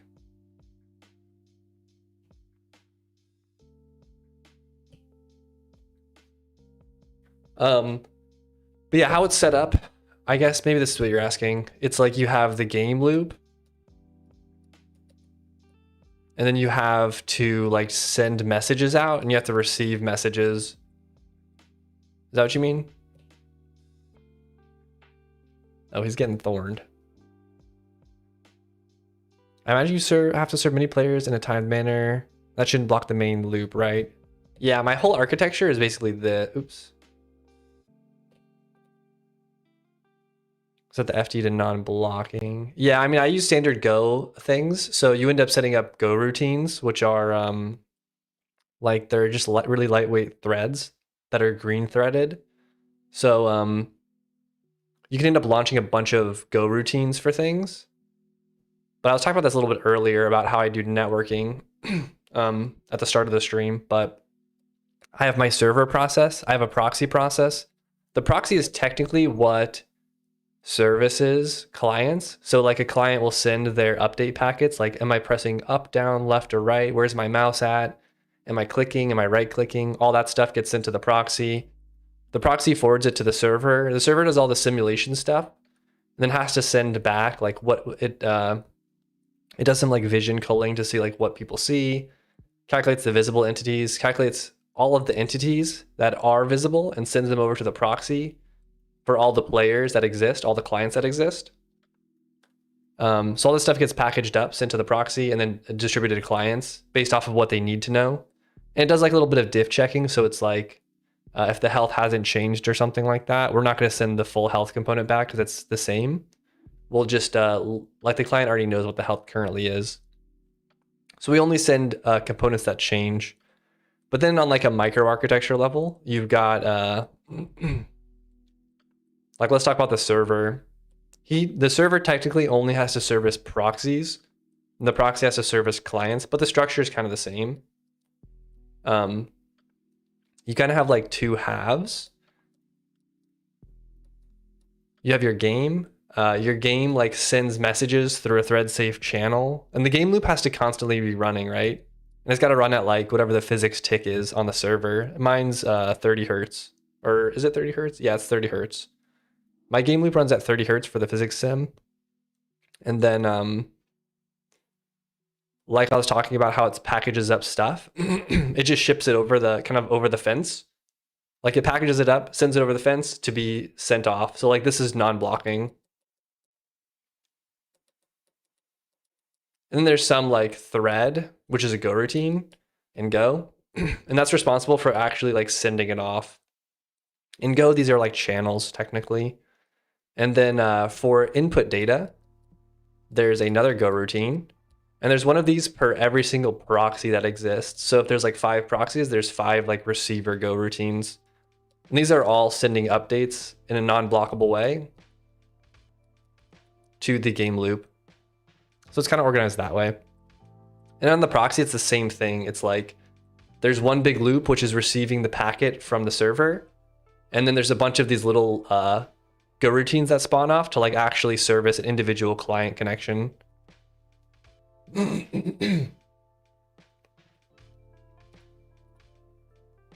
Yeah, in Go, typically you treat most calls like receive and stuff like that on the server or on a network connection are going to be blocking calls.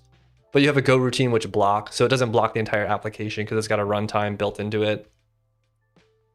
Yeah, yeah, of course.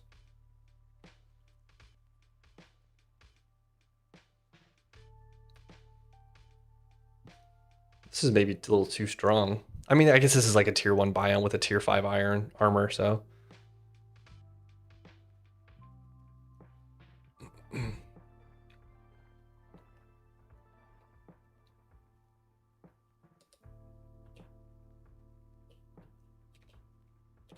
Like if I go here, I'm like dead. Oh, I'm invincible. Yeah, I'm taking 27 damage now.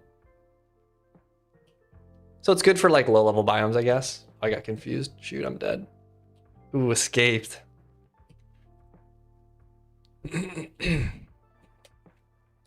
Cool, we've got thorns now. And we fixed the recoiling bug that we had on the original one.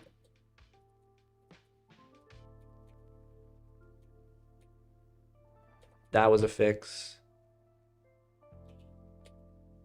I'll make thorns are going to be true damage for now. I'll put a note though to think about that.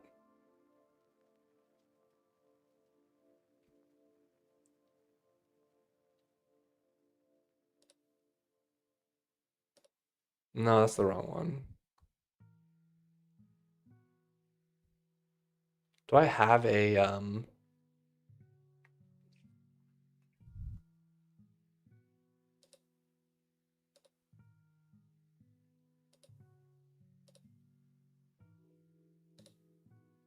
I'll make a new one. Or maybe I'll put in fixed pacing.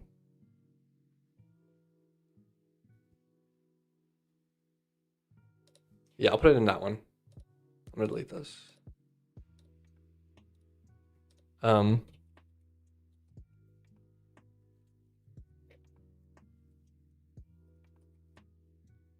a very iterative person, so I like to like add something and then like not think about it, and then eventually I'm gonna come back and fix it. So it's all about iterating. But yeah, we've got this now. This is all working, which is perfect. Okay. Oh wait, I needed to add a description for this item.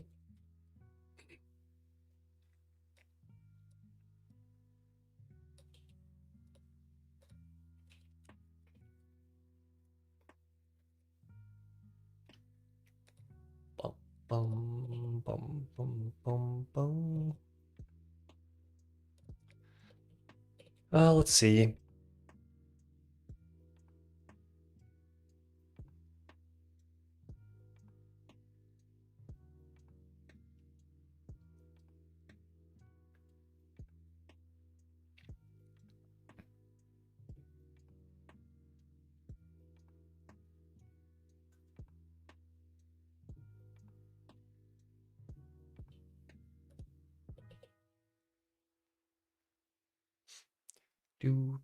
Do.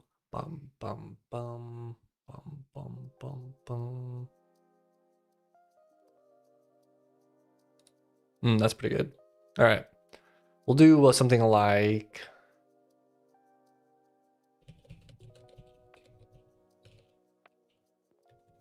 I'm not gonna put demon skin. I'm just gonna put like smells like.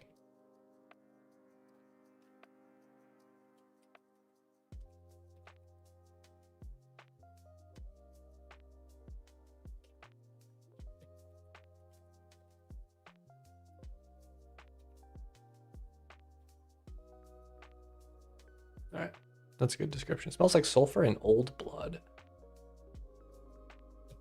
Okay, added thorns.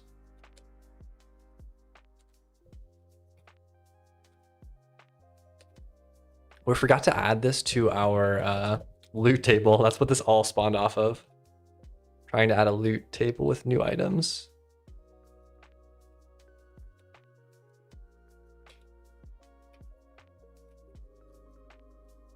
Okay, we could check a box now.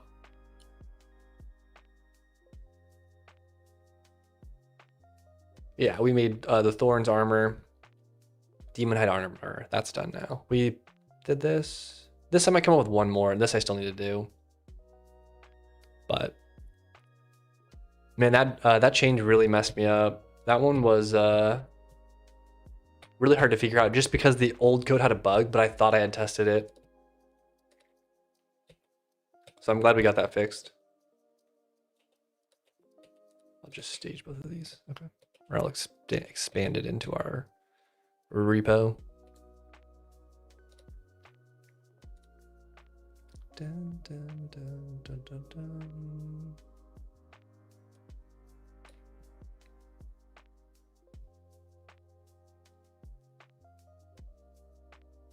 I could do a ring. I could do weapon. I could just throw, I don't know. Dun, dun, dun, dun, dun, dun. Like originally when I did the demon biome, like I did the demon characters of the succubus, you get the demon heart and then you can start crafting the demon weapons. But now the demon weapons are all like super overshadowed by other weapons. So I almost want to make the demon weapons like regular items that monsters drop in this biome, you know? And then have the demon heart used to create like super powerful stuff. But I don't know. There's just like been this power creep that's gone on. And I'm not really sure what to do about it, to be honest. But I guess I can address it all once I do the rebalance. Because what I'm gonna have to do once I finish the tier 5 biome rework, that'll be the final rework that I do in terms of like adding new biomes for a while. I'm just gonna go through and play and like add, like refix the pacing, add new items to drop and stuff like that. So yeah, I guess I'll just add the items here for now. We could do a mask though. Kind of like the cultist mask, but we'll make it like a, you know, those like Japanese demon masks? That's what I have in my head. I'm always scared to Google stuff for some reason. Japanese demon mask.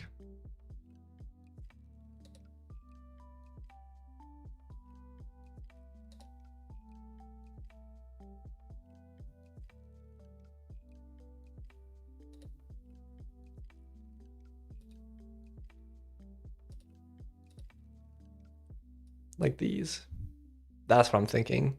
Something that mask with just like horns, probably. Let's still do the art for it.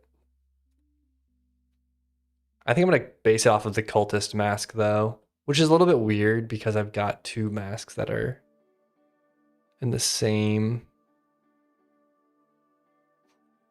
biome. Maybe I don't like the mask idea. Let's draw it and maybe we'll come to terms with it.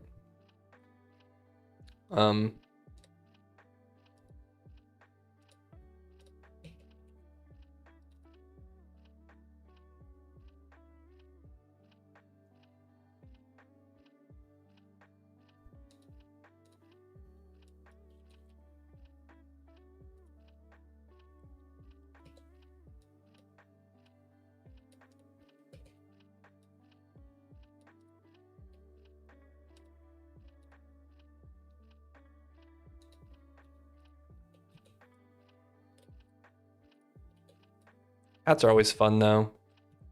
I think I can do some merging of this though. Like I might do that. I might do this, but red.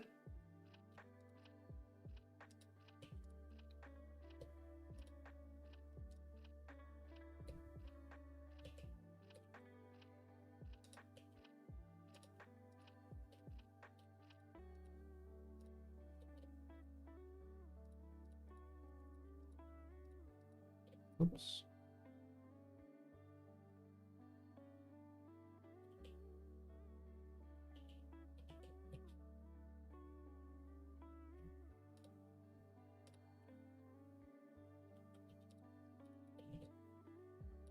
Not terrible.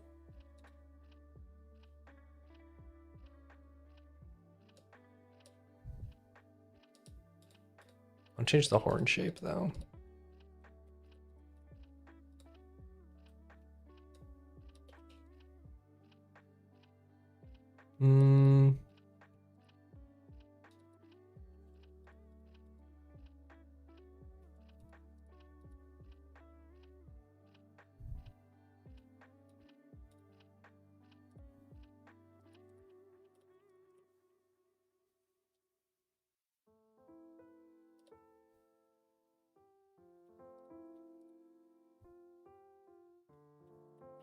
I just do that.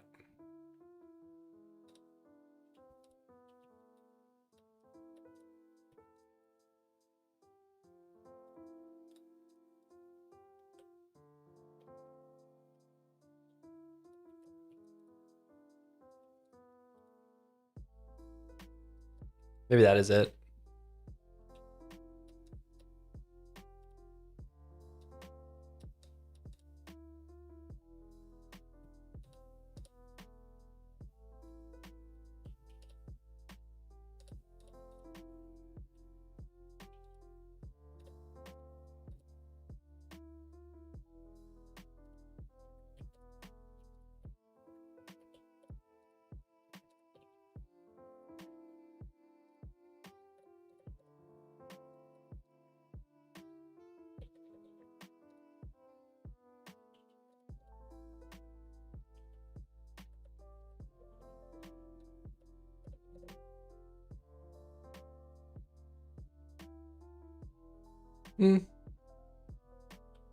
That's decent-ish, I think. I don't know. What task tracker am I using? I'm using Obsidian. I use Obsidian, and there's a plugin called Kanban that I use. Thank you, Arthur, for the follow. Appreciate it, man. Welcome.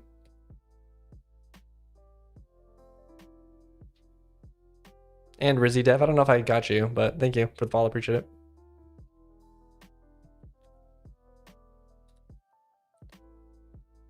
Yeah, I use Obsidian for task tracking. It's pretty good.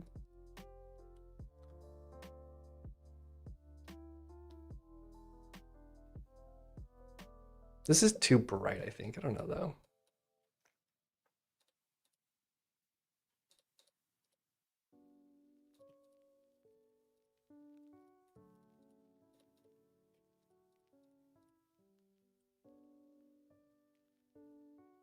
I maybe like that. I don't know.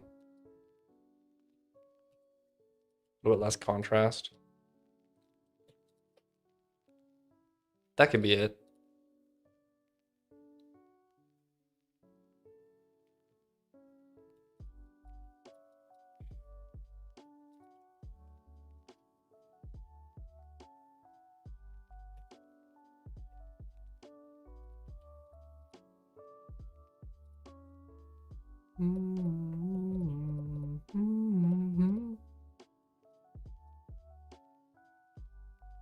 These are so tricky.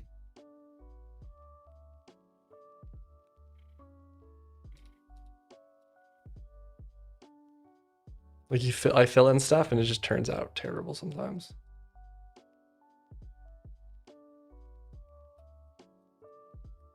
All right, I think I'm micro optimizing this. I might round this though.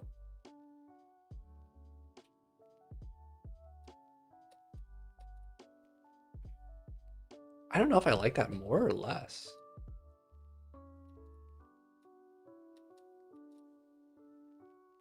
It looks more like unnatural.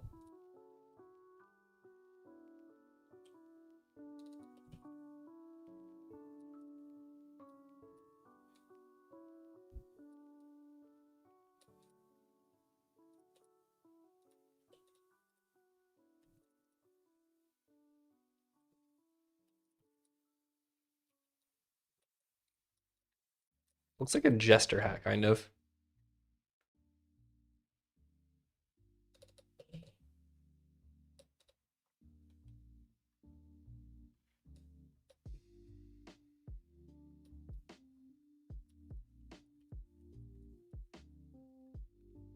Both of those look like jester hats. That looks so silly.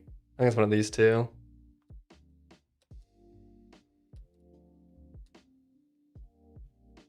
One of these two is the right one to use. But anyways, I am gonna go eat lunch right now. I am starving and it is almost noon for me, so it is lunchtime. But thank you all for stopping by. It was a good time. We got some bugs fixed. We got some new items added. And yeah, much. I don't know if we got much more done, but we did that stuff at least, so something is more than nothing. But I'm always happy when I get to fix a bug, so. Yeah, thank you all for stopping by. I hope to see you next time. Have a good rest of your day. And yeah, it is lunchtime now. Yep. On East Coast time of America, it is. See you guys. Have a good one.